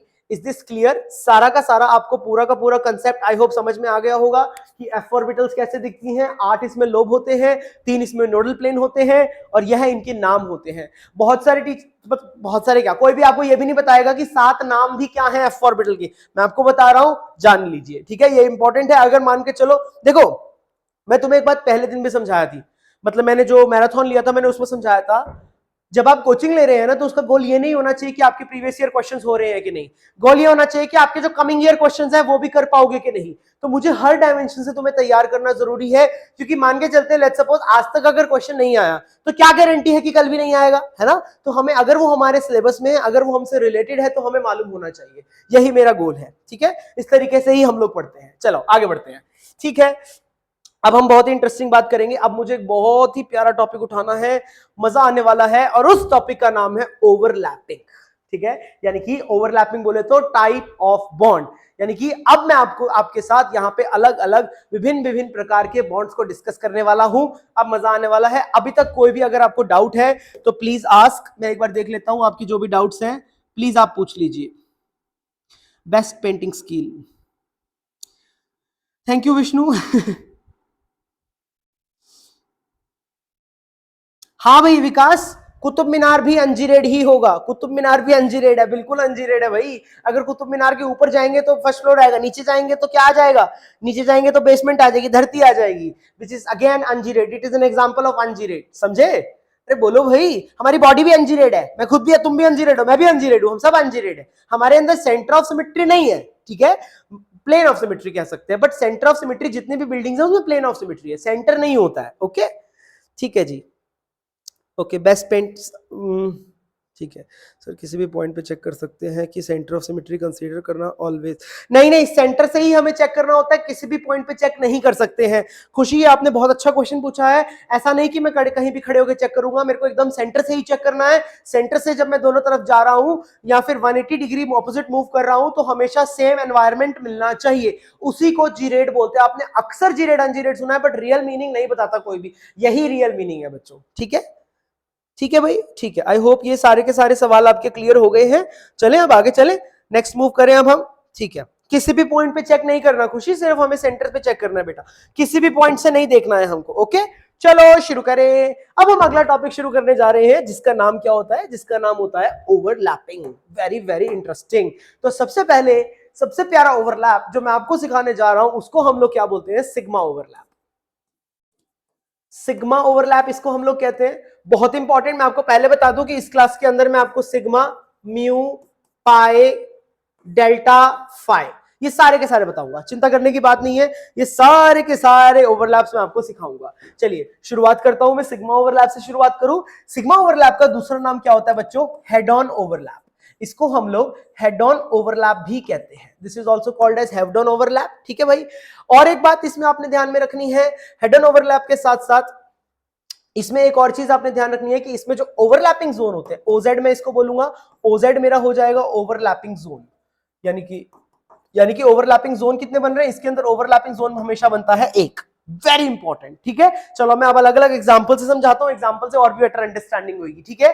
जैसे मान के चलो, अगर मैं 1s एंड 1s को मिलाता हूं, तो 1s को जब मैंने मिलाया तो बाय डिफॉल्ट ये एक्सिस मेरी z एक्सिस है, क्योंकि मैं आपको कई बार बता चुका हूं कि ये मेरी INA है, और जब तक हमें गिवन नहीं है, जब तक हमें बताया नहीं है, तब तक हमारी जो INA है वो z एक्सिस ही है। अब s ऑर्बिटल हमारी हाईली सॉरी एक सिमेट्रिकल सी ऑर्बिटल है, तो वो कैसी दिखेगी, यहां पे ये पॉजिटिव, यहां पर भी ये पॉजिटिव, इनको आपस में मिलाऊंगा तो ये देखो इस तरीके से पॉजिटिव पॉजिटिव आ गया, पॉजिटिव पॉजिटिव। अब ये जो मेरे पास जोन आता है जो एक दूसरे के ऊपर ओवरलैप कर गया, इसी को हम लोग बोलते हैं ओवरलैपिंग जोन, जो कि 1 है। सिग्मा बॉन्ड में आपने एक और बात ध्यान रखनी है कि ओवरलैपिंग जोन जो होता है लाइज ऑन द INA, ये हमेशा INA के ऊपर ही लाई करता है, ठीक है। एक बात और आपने ध्यान रखनी है कि सिग्मा बॉन्ड में C इंफिनिटी एक्सिस होती है, सी इंफिनिटी सिमेट्री होती है। अब ये जब आप ग्रुप थ्योरी पढ़ेंगे तो आपको सी इंफिनिटी का मतलब समझ में आएगा। इसका मतलब क्या होता है कि अगर मैं इसको ऐसा गोल गोल गोल गोल गोल गोल घुमाते भी जाऊंगा, मतलब जैसे अगर ये मेरी z एक्सिस है जिसके ऊपर बॉन्डिंग हो रहा है, अगर मैं उसको ऐसा गोल गोल घुमाऊंगा तो सिग्मा बॉन्ड पे कोई फर्क नहीं पड़ेगा, कुछ भी चेंज नहीं आएगा, जैसा पहला दिख रहा था बाद में भी वैसा दिखेगा, हमें पता भी नहीं चलेगा कि हमने गोल गोल घुमाया है, ठीक है। इस चीज को हम लोग बोलते हैं सी इंफिनिटी सिमेट्री। सिग्मा बॉन्ड के अंदर बच्चों यह सिमेट्री होती है। इज इट क्लियर और नॉट, ठीक है। तो s ऑर्बिटल मस्त सिग्मा बॉन्ड बना लेती है, कोई प्रॉब्लम नहीं है, ठीक है। अब अगला जो हमें यहां पे देखो, मैं आपको कुछ एग्जांपल्स लिख रहा हूं, आप मुझे बताएंगे कि वेदर सिग्मा बॉन्ड पॉसिबल और नॉट पॉसिबल, ठीक है। Tell if sigma bond is possible और नॉट पॉसिबल, ध्यान से सोच समझ के यस और नो बता देना। फर्स्ट पार्ट हो जाएगा s and px, second part s and pz, third part px and px, fourth part pz and pz।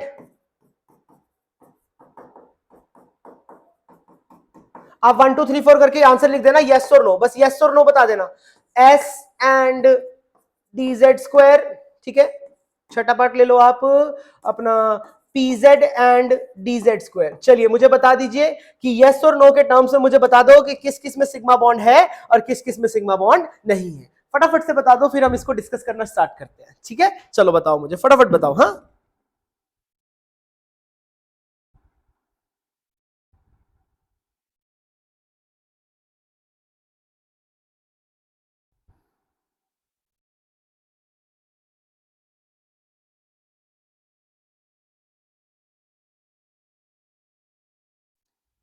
Number लिख के बताओ तुम किस वाले के लिए यस बोल रहे हो। 1 2 3 4 5 6 में से सारे कर लो, फिर मुझे बताओ कि यस किसके लिए बोल रहे हो। ओके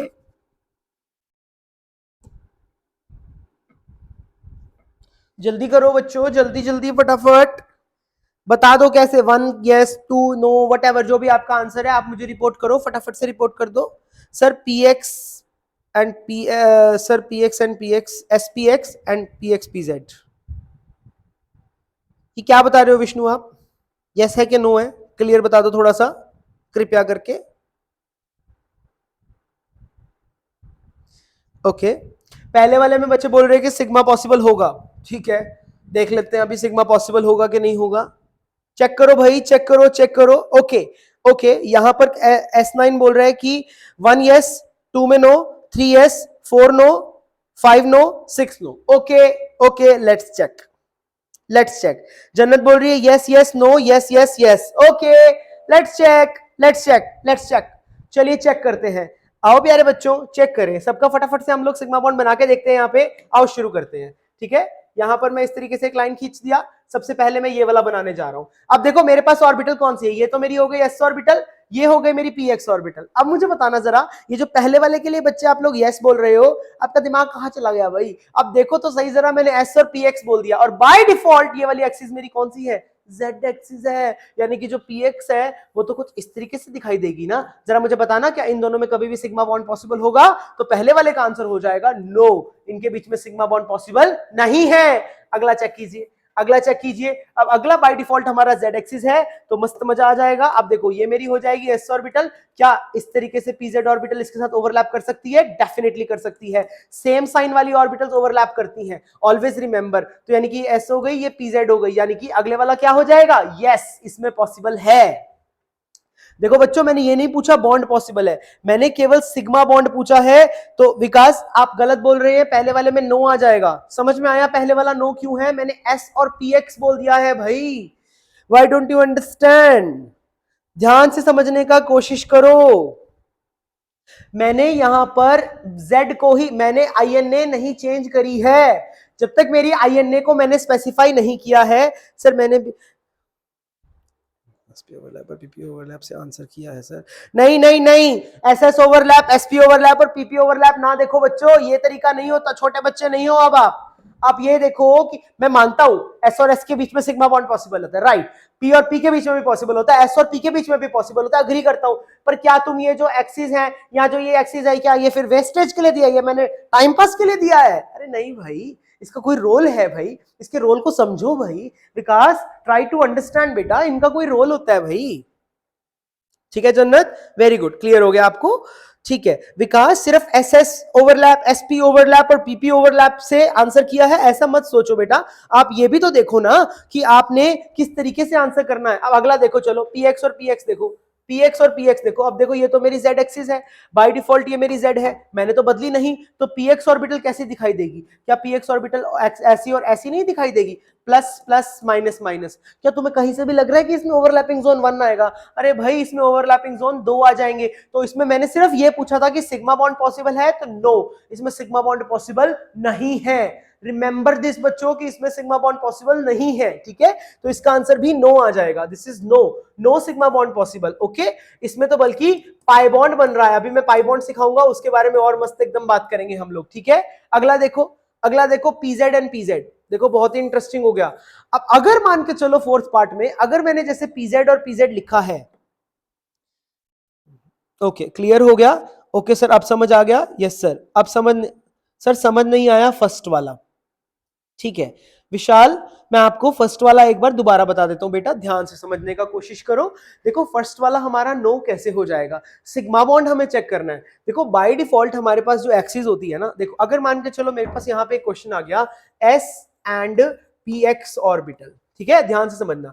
मान के चलो इस तरीके से मैंने एक एक्सिस बनाई, ये बाय डिफॉल्ट मेरी जेड एक्सिस होती है क्योंकि INA बाय डिफॉल्ट हमारी जेड एक्सिस ही होती है, राइट। अब ये क्योंकि जेड एक्सिस है तो यहां पर जो मेरा एस ऑर्बिटल होगा वो तो यूं दिखाई देगा, this is my S orbital, right. अब जो px ऑर्बिटल होगा, क्योंकि अगर ये z एक्सिस है तो नेचुरल सी बात है इसके परपेंडिकुलर ही तो होगी ना मेरी x एक्सिस, राइट। अब मैं px ऑर्बिटल को यूं बना दूंगा, this is my px orbital. अब ये जो px ऑर्बिटल है क्या इनकी आपस में सेम वेव फंक्शन है? सेम साइन है वेव फंक्शन का? नहीं है। मान के चलो ये अट्रैक्शन भी हो रहा है इनके बीच में, तो इनके बीच में तो रिपल्शन हो जाएगा, जिसकी वजह से इसके बीच में नो बॉन्डिंग कंडीशन पैदा हो जाएगी, यानी कि कोई बॉन्ड नहीं बनेगा। समझना इस बात को बहुत ध्यान से, वेरी वेरी इंपॉर्टेंट। आई होप ये बात समझ में आ गई होगी। किसका डाउट था? पहले वाला समझ में नहीं आया? क्लियर हुआ कि नहीं सर? अब समझ आ गया। पहले z को x समझ लिया था, ओके।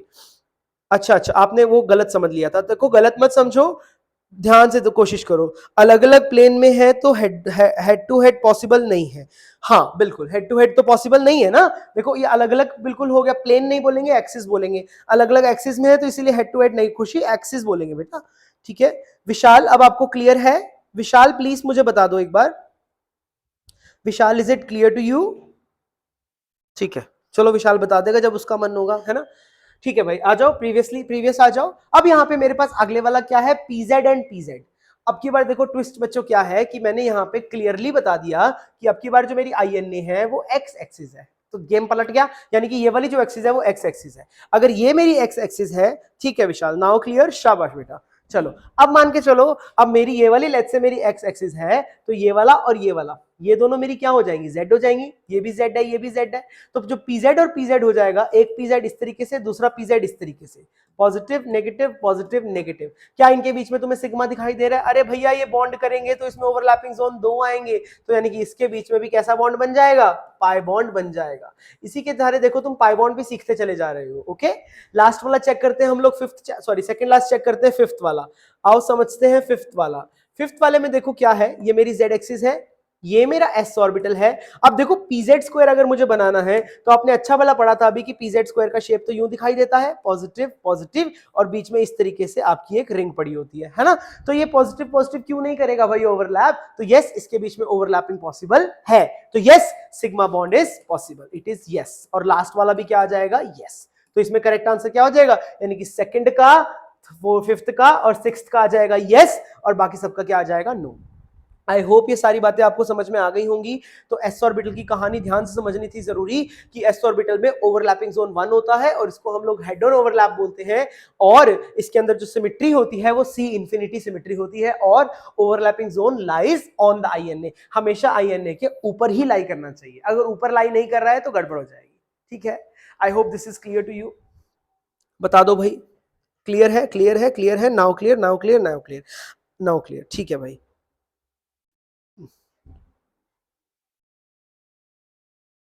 ठीक है, ओके जी। चलिए आगे बढ़ते हैं हम लोग। लेट अस अंडरस्टैंड फर्दर कि अगली बात हमें क्या करनी है। ये भी बात समझ में आ गई आपको? ओके। अगला चीज देखो हमें क्या समझने की जरूरत है, इसी में ही मैं आपको एक और बात बच्चों यहाँ पे सिखाना चाहता हूँ, that is factors affecting S के बारे में पढ़ रहे हैं। ये टॉपिक कोई नहीं पढ़ाता, अब जो मैं टॉपिक पढ़ाने जा रहा हूँ वो कोई नहीं पढ़ाता। मैं तुम्हें बहुत ही बढ़िया शानदार टॉपिक करवाने जा रहा हूँ। अब जो हम यहाँ पे करेंगे that is the factors affecting,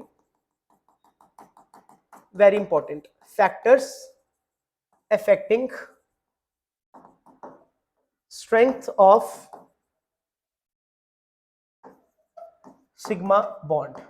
भाई सिग्मा बॉन्ड की स्ट्रेंथ को कौन कौन से फैक्टर्स अफेक्ट करते हैं? ठीक है, सबसे पहला फैक्टर तो जिस ऑर्डर में लिख रहा हूं उसी ऑर्डर में डोमिनेंसी भी है इतनी इनकी, ठीक है। सबसे पहले याद रखेंगे कि strength inversely proportional to n. N मेरा यहाँ पे क्या है? ये जो मेरा एन है यहाँ पे बच्चों, this is my principal quantum number, principal quantum number, ठीक है। Second, strength directly proportional to, very important, अब जो मैं बात बताने जा रहा हूं बहुत ही ज्यादा शानदार है, that is directly proportional to directional nature, directional nature, super important बात है ये वाली, ये दोनों बातों को आपने खास ध्यान रखना है। तीसरा, strength directly proportional to area of overlapping zone, ठीक है। ये तीनों फैक्टर्स को आप लोग ध्यान में रखेंगे, और किसी को कोई डाउट है तो प्लीज बता दीजिए, please do let me know if you have any doubt.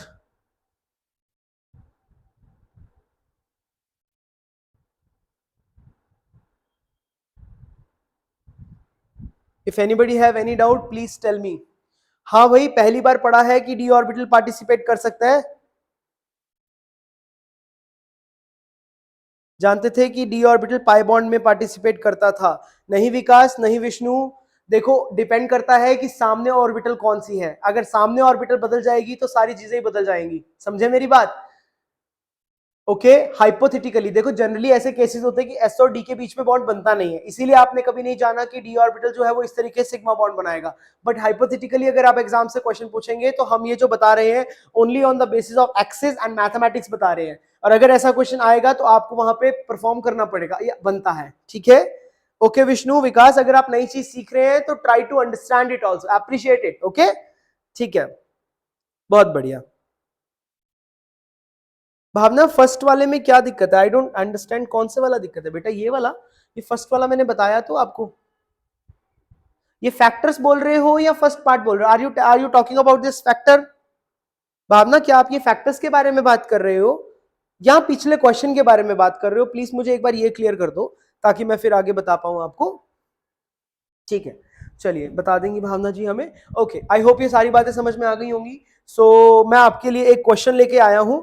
एक क्वेश्चन हम लोग करेंगे, प्रिंसिपल क्वांटम नंबर वाला भी है और ये सारे फैक्टर्स हैं। एक क्वेश्चन मैं आपको करवाने चाहता हूं, उसके बेसिस पे आप मुझे बताएंगे। ठीक है,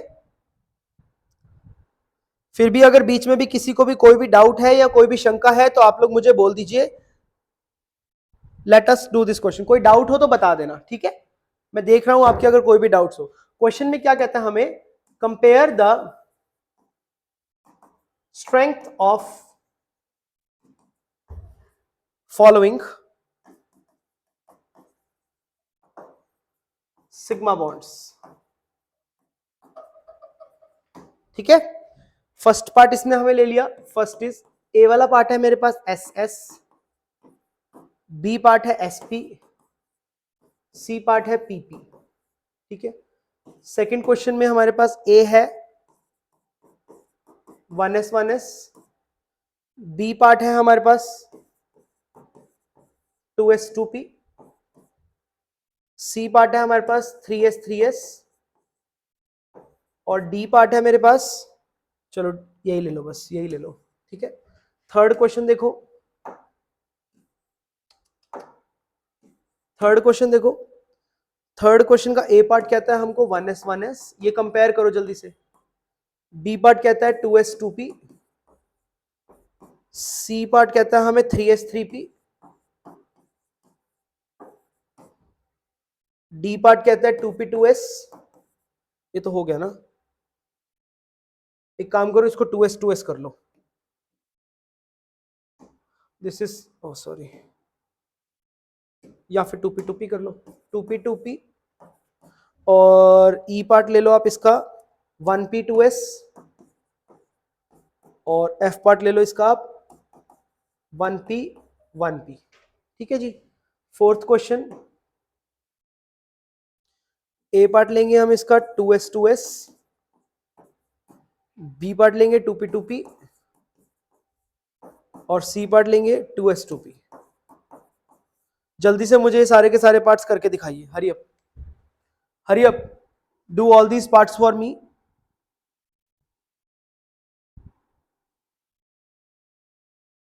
हाँ हाँ, अभी के अभी फैक्टर्स एक्सप्लेन हो जाएंगे। नहीं S9 dz2 strongest sigma bond नहीं होगा कंसिडरिंग 3 फैक्टर्स। नहीं भाई नहीं। देखो इसमें एक और चीज का ध्यान रख लेना, एक और चीज का ध्यान रख लो। फोर्थ पार्ट है strength of sigma bond also inversely proportional to diffusion. D orbital काफी ज्यादा डिफ्यूज होती है बेटा, डिफ्यूजन की वजह से स्ट्रेंथ कम हो जाती है। ठीक है S9, ओके जी। ठीक है, फैक्टर्स में कुछ भी समझने का नहीं है, फैक्टर्स अभी हम लगाएंगे। भावना देखो बेटा, फैक्टर्स मतलब प्रिंसिपल क्वांटम नंबर हमारा छोटे से छोटा होना चाहिए, डायरेक्शनल नेचर होना चाहिए। ये डायरेक्शनल नेचर वाली बात सबसे शानदार है, क्योंकि देखो अभी मैंने पढ़ाया था कि थोड़ी देर पहले जब हम ऑर्बिटल्स की अंडरस्टैंडिंग पढ़ रहे थे, ठीक है, तो हमने क्या नाम दिया था कि हमारी जो एस ऑर्बिटल होती है, एस ऑर्बिटल हमारी क्या थी? वह हमारी नॉन डायरेक्शनल थी। मैंने लिखा था ना, जबकि बाकी की सारी के सारी जो ऑर्बिटल्स है, जैसे अगर मान के चलो मैं पी ऑर्बिटल की बात करता हूं तो पी ऑर्बिटल मेरी डायरेक्शनल होती है। Very important, P orbital is directional in nature. उसके बाद अगर मैं डी की बात करता हूं तो डी ऑर्बिटल भी डायरेक्शनल होती है। ठीक है, और एफ ऑर्बिटल को तो ओवरलैपिंग में हम यूज ही नहीं करेंगे। और देखना ये बात हुई में लिखी हुई है, आप इस बात का ध्यान रखेंगे कि order of strength, directional nature की स्ट्रेंथ क्या होती है कि किस तरीके से डायरेक्शनल नेचर होता है। सबसे ज्यादा डायरेक्शन होती है पी, फिर होती है डी, फिर होती है एस। इस तरीके से डायरेक्शनल होती है स्ट्रेंथ, डायरेक्शनल नेचर का स्ट्रेंथ, यानी कि P orbital is the most directional. ये बात आपको हुई में दिखेगी, inorganic chemistry, concise inorganic chemistry हुई, वहां पर ये बात क्लियरली लिखी हुई है।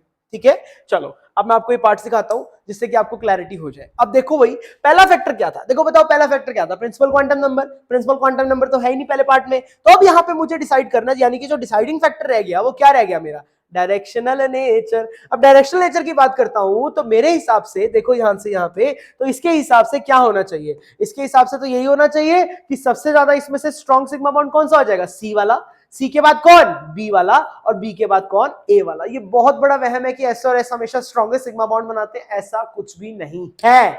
अगर प्रिंसिपल क्वांटम नंबर सेम है तो जो पी और पी के बीच में जो सिग्मा बॉन्ड होगा that will be the strongest. क्यों, क्योंकि डायरेक्शनल नेचर होने की वजह से पॉजिटिव और पॉजिटिव साइन सारा इकट्ठा हो जाता है और वहां पे एक बहुत बड़ा ओवरलैपिंग जोन हम लोग ऑब्जर्व करते हैं, जिसकी वजह से एस और एस से ज्यादा स्ट्रॉन्ग जो सिग्मा बॉन्ड होता है वो एस और पी में होता है, और उससे भी ज्यादा स्ट्रॉन्ग जो सिग्मा बॉन्ड होता है वो पी और पी में होता है। ठीक है, चलिए अगला पार्ट ट्राई करो, अगला पार्ट ट्राई करो, फटाफट फटाफट से अगला पार्ट ट्राई कीजिए।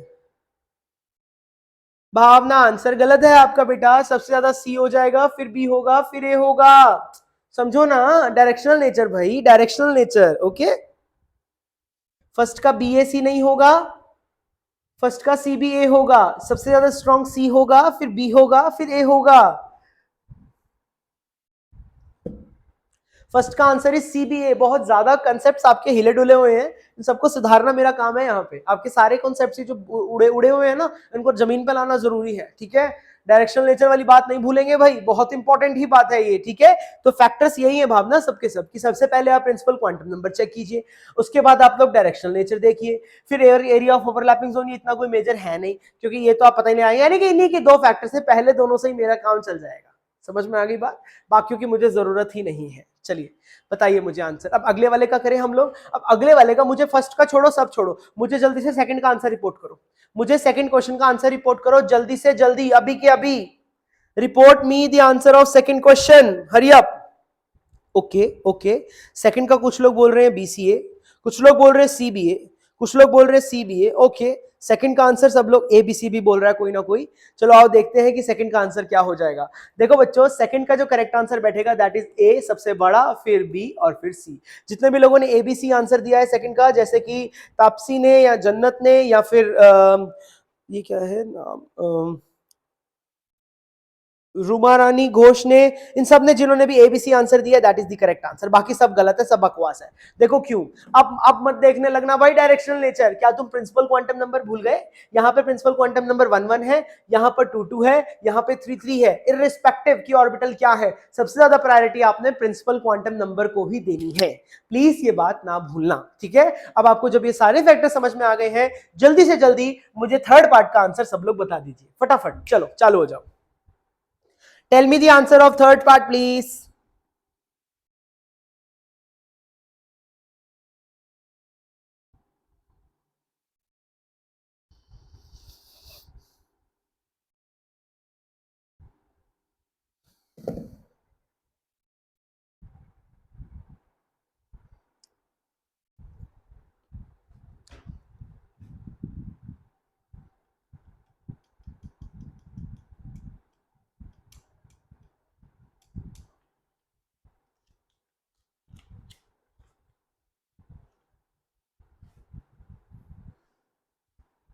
ओके ओके, यहां पर मेरे को थर्ड पार्ट का आंसर मिला है, किसी ने दिया है अभी अभी। ओके जी, थर्ड पार्ट का आंसर यहां पे कोई दे रहा है, देख लेता हूं मैं। ये SK sir sequence wise check करें या डायरेक्ट इसी में कंफ्यूजन है? क्या मतलब सीक्वेंस वाइज चेक करें, क्या मतलब इसमें कंफ्यूजन किस बात का भाई? क्या व्हाट आर यू सेइंग? क्यों सीक्वेंस वाइज चेक कर रहे हैं तुमको? सबसे पहले ये चेक करो, मैंने बोला तो ये सारे के फैक्टर डोमिनेंसी के अकॉर्डिंग है, पहले सबसे डोमिनेंट फैक्टर ये है, फिर ये है, फिर ये है और फिर ये है। सिंपल सी बात है भाई। मैं जितने भी फैक्टर, एक बात सुन लो बच्चों, इनऑर्गेनिक केमिस्ट्री में मैं जितने भी फैक्टर्स पढ़ाऊंगा ना, सारे मैं ऑर्डर ऑफ डोमिनेंस के हिसाब से पढ़ाऊंगा। सबसे पहले पहला चेक करना, फिर दूसरा करना, फिर तीसरा करना, फिर चौथा करना। मैं रैंडमली कभी भी कुछ नहीं लिखवाऊंगा आपको, बिल्कुल चिंता मत करना इस बात की कि मैं तुम्हें रैंडमली कोई सी भी चीज नहीं लिखवाऊंगा। फैक्टर्स हमेशा डोमिनेंस के ऑर्डर में लिखवाऊंगा। मैं लिख देता हूं according to the order of dominance. और ये छोटी बातें है ना, ये कोई नहीं पढ़ाता, और क्वेश्चन आते हैं डायरेक्ट हाँ ठां, और फिर रोते रहते हैं बच्चे एग्जाम में कि ये क्या हो गया हमारे साथ। चलो आओ ये करते हैं। अब इसको देखो, इसमें ना मुझे गड़बड़ दिख रही है। अरे भैया ये वाले तो बिल्कुल ही बर्बाद हो गए, इसमें तो 1p ऑर्बिटल तो पॉसिबल ही नहीं होती है। तो इसको तो हटा ही दो। 1p यहां पर भी 1p ये हटा ही दो। यानी कि सबसे पुअर बॉन्डिंग, क्योंकि ये बॉन्डिंग की ऑर्बिटल्स तो पॉसिबल ही नहीं है, सबसे पुअर किस में हो जाएगा? एफ में, एफ के बाद ई में। ये तो पॉसिबल ही नहीं है, दे डोंट इवन एग्जिस्ट। अगर एग्जिस्टिंग ही नहीं है, नॉन एग्जिस्टेंट है भैया, ये तो नॉन एग्जिस्टेंट। जो कि नॉन एग्जिस्टेंट होगा उनके बीच में हम लोग बॉन्ड को ऑब्जर्व ही नहीं करेंगे। बाकी आ जाइए, अब इसमें आ जाइए। देखो इसमें 1s के बीच में बात है, और इसमें बाकी सब में ये 2 वाले हो गए, ये 3 वाले। अब देखो इसमें ये 3 वाला आ गया, तो इसके बाद क्या आंसर आ जाएगा? सी आ जाएगा। तो एफ के बाद ई के बाद स्ट्रेंथ हो जाएगी सी की, तो सी को भी हटाया मैंने यहां से। अब मुझे इन तीनों में कंपेयर करना है। अब इन तीनों में कंपेयर करें तो 1s वाला तो सबसे स्ट्रॉन्ग, क्योंकि प्रिंसिपल क्वांटम नंबर ही 1 है, हटा देंगे इसको। अब इन दोनों में अगर मैं चेक करता हूं, तो इन दोनों में ज्यादा स्ट्रॉन्ग मुझे कौन होगा? जल्दी बताओ। डी वाला होगा, क्योंकि डायरेक्शनल नेचर वाली बात देखनी पड़ेगी। तो इसके बाद आ जाएगा d. Oh I am sorry, strong होगा ना डी वाला। तो इसके बाद आ जाएगा हमारा अपना बी आ जाएगा। तो बी को भी हटाओ यहां से, दिस इज बी। बी के बाद डी, और डी के बाद a. This is the correct answer, FECBDA। जल्दी चेक कीजिए।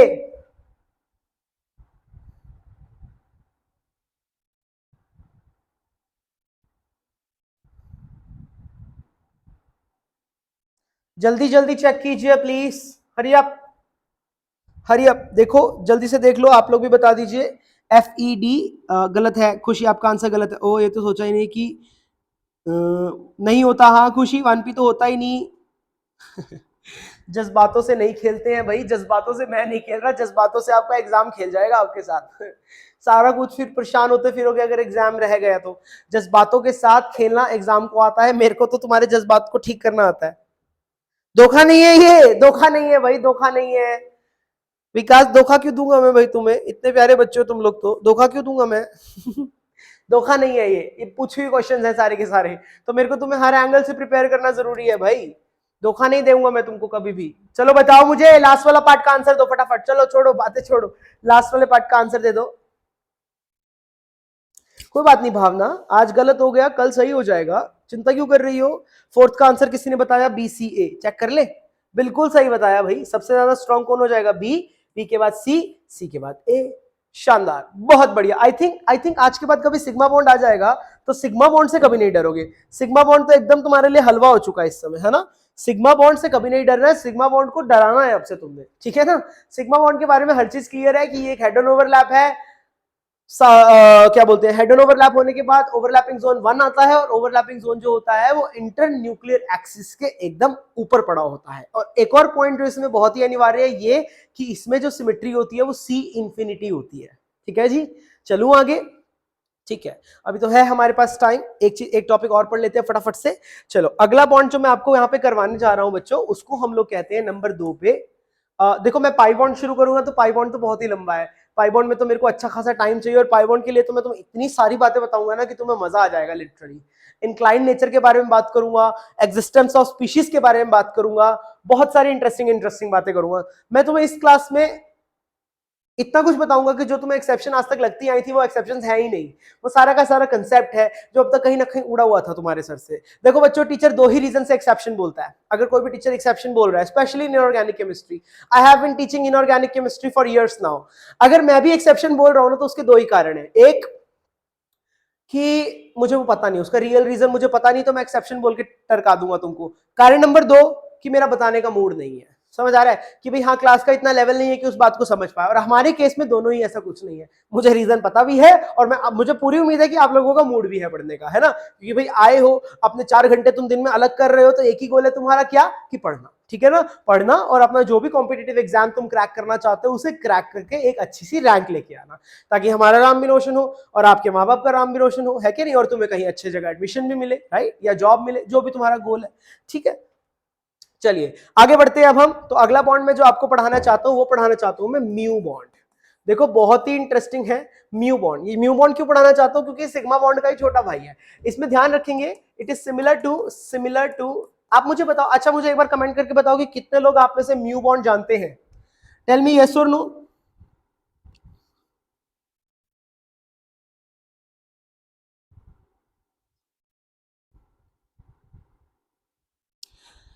तापसी, खुशी, ये तो शुरुआत है। अगर आपको ये लग रहा है ना कि केमिकल बॉन्डिंग में कितना कुछ है, अभी मेरे को 3-4 क्लासेस और ले लेने दो, मैं तुम्हें बता रहा हूँ कि तुम्हें लगेगा कि तुमने कुछ पढ़ा ही नहीं कभी केमिकल बॉन्डिंग में फिर। और मैं तुम्हें एक वादा और करूं, अगर तुमने मेरे से सारे लेक्चर केमिकल बॉन्डिंग के लगा लिए ना, हालांकि शेड्यूल में 13 लेक्चर है, बट मुझे लगता है मुझे ज्यादा समय लगेगा, क्योंकि थोड़ा मुझे और बेसिक से बताना पड़ रहा है, लेकिन समय चाहे लगे जितना मर्जी, लेकिन मैं एकदम पढ़ाऊंगा। और वादा करता हूं कि अगर केमिकल बॉन्डिंग पढ़ लोगे ना, बहुत सारे कंसेप्ट आराम से अपने आप ही समझ में आने लगेंगे। मतलब तुम इस लेवल के बन जाओगे कि तुम्हें किताबें पढ़नी समझ में आने लगेंगी, तुम्हें बाकी सब्जेक्ट्स भी क्लियर होने लगेंगे, बहुत मजा आएगा, ठीक है जी। चलिए, नहीं जानते सर, नहीं पता, नहीं पता, ठीक है, यस मनमोहन को पता है, बहुत अच्छी बात है। जिनको पता है देखो बहुत अच्छी बात है, जिनको नहीं पता मैं उनको बता देता हूं, ठीक है। तो ये बहुत ही एक सिंपल सा एग्जाम्पल के साथ ही मैं इसको समझा दूंगा, ताकि आपको क्लैरिटी आ जाए, ठीक है। अब मैं देखो ये इसीलिए पूछ रहा था क्योंकि इसमें थोड़ी सी बैकग्राउंड नॉलेज की हमें जरूरत पड़ती है।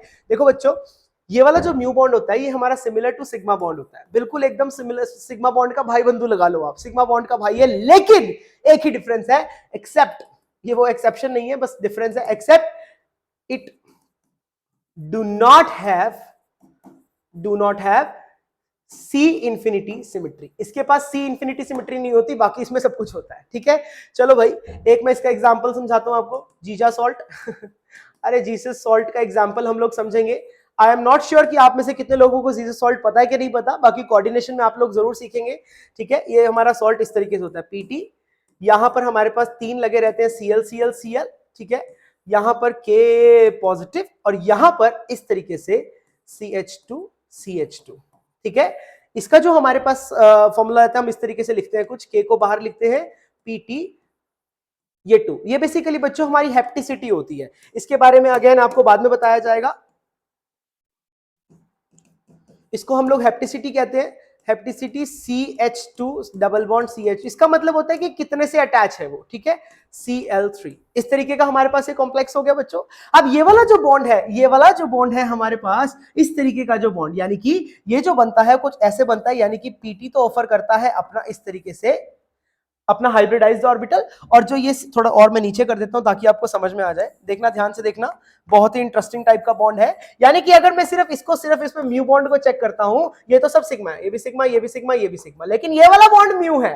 अब इसका म्यू का क्या सीन है, तो पीटी तो ऑफर करता है अपना इस तरीके से ये, और जो कार्बन है, कार्बन और कार्बन, ये जो पाई क्लाउड है वो इस तरीके से ऑफर करता है, ये पाई क्लाउड। यानी कि ये जो म्यू बॉन्ड बनता है, ये वाला जो बॉन्ड मेरा बना, जहां पर मैं ओवरलैपिंग करके दिखा रहा हूं आपको, ये वाली जो मेरी ओवरलैप हो रही है, इसी को ही बच्चों मैं म्यू बॉन्ड कहता हूं, ठीक है। तो म्यू बॉन्ड मेरा बेसिकली क्या हुआ, it is the head on overlap, ये एक तरह का हेड ऑन ओवरलैप है। आप, मुझे नहीं पता कितने लोगों में से आप जानते हो कि नहीं, this is the head on overlap. यह एक प्रकार का हेड ऑन ओवरलैप होता है बिटवीन किस किस के बीच में, बिटवीन हाइब्रिडाइज्ड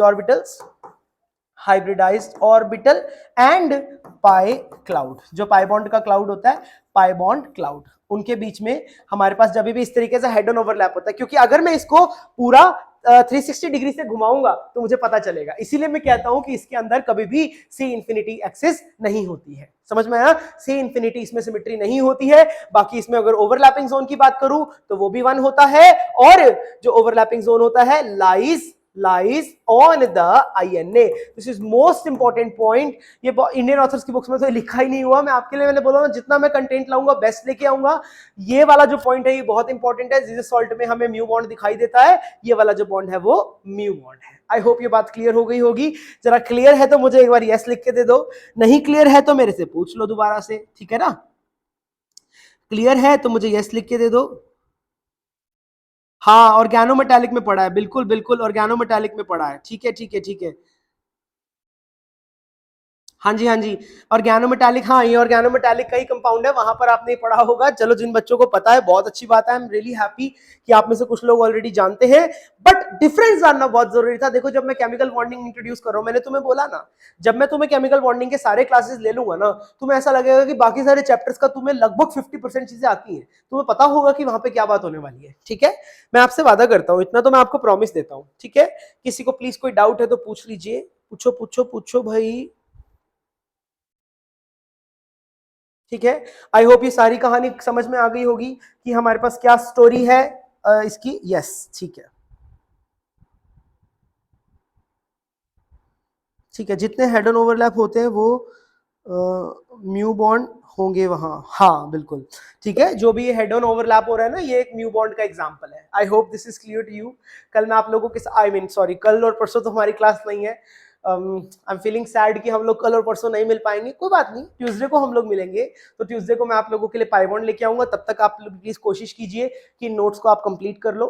ठीक है, आई थिंक बहुत है आज के लिए, क्योंकि मैं फिर पाइबॉन्ड शुरू करूंगा तो 1 घंटा चल जाएगा, और मैं नहीं चाहता कि बीच में से मैं टॉपिक को बीच में से रद्द कर दूं। 1 डेढ़ घंटा की क्लास बहुत है। आप रिवीजन भी कीजिए, और धीरे धीरे स्लोली स्लोली हम लोग रोज पढ़ते चलेंगे, और उसमें बहुत सारी चीजों को ऐड करते चलेंगे। ठीक है, सो लास्ट में बस यही कहना चाहूंगा कि किसी को कोई डाउट है तो आप लोग पूछ लीजिए। और आज का जो लेक्चर है ये हमारा बहुत ही इंपॉर्टेंट लेक्चर है।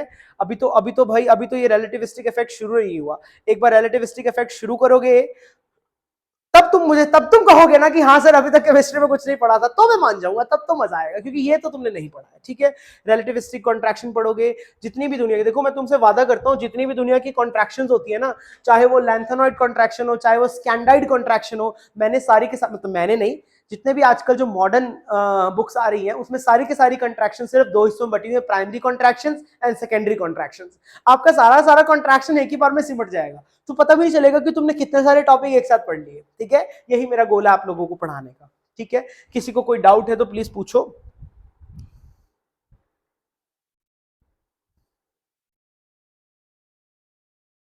Happy Holi to all of you. हाँ डीपीपी, डीपीपी अभी रुक जाओ प्लीज, 2-3 लेक्चर और हो जाने दो, मैं खुद से बताऊंगा कि आपको डीपीपी कब करना है। हैप्पी होली आप सबको, होली की बहुत सारी शुभकामनाएं। मस्त एकदम खेलो, होली खेलो। ठीक है, ओजेड ओवरलैपिंग जोन है भाई, कौन सो रही हो क्या सुमन तुम? ओवरलैपिंग जोन कितनी बार बताऊं? सी इन्फिनिटी क्यों नहीं होती जन्नत? सी इन्फिनिटी बेटा इसलिए नहीं होती क्योंकि आप मैं घुमाऊंगा तो मुझे पता चल जाएगा, क्योंकि पूरा जो इथीन का मॉलिक्यूल है वो पूरा घूमेगा, तो पता चल जाएगा कि हाँ उसमें रोटेशन हुआ है। तो इसीलिए हम लोग बोलते हैं कि सी इन्फिनिटी नहीं है। जब आप सी इन्फिनिटी को डीपली जानेंगे ग्रुप थ्योरी में, तब आपको पता चलेगा। ठीक है जी, ओके जी, ठीक है, ओके ठीक है। चलो आई थिंक ऑल क्लियर हो गया आप लोगों को। आज के लिए बहुत है। डीपीपी ये मैं आपको जो ये है अपलोड करके दे देता हूँ, मतलब मैंने नहीं करता, आप मुझे बोल रहे जल्दी कर देना, मैं नहीं करता बेटा, देखो वो करते हैं, सर करते हैं। सो वो जल्दी कर देंगे। ठीक है, चलो आज के लिए बहुत है हमारा लेक्चर, आई थिंक सबको समझ में आ गया होगा। तो मैं एंड कर देता हूँ आज का लेक्चर। क्लियर है, एंड स्ट्रीम कर दूं मैं?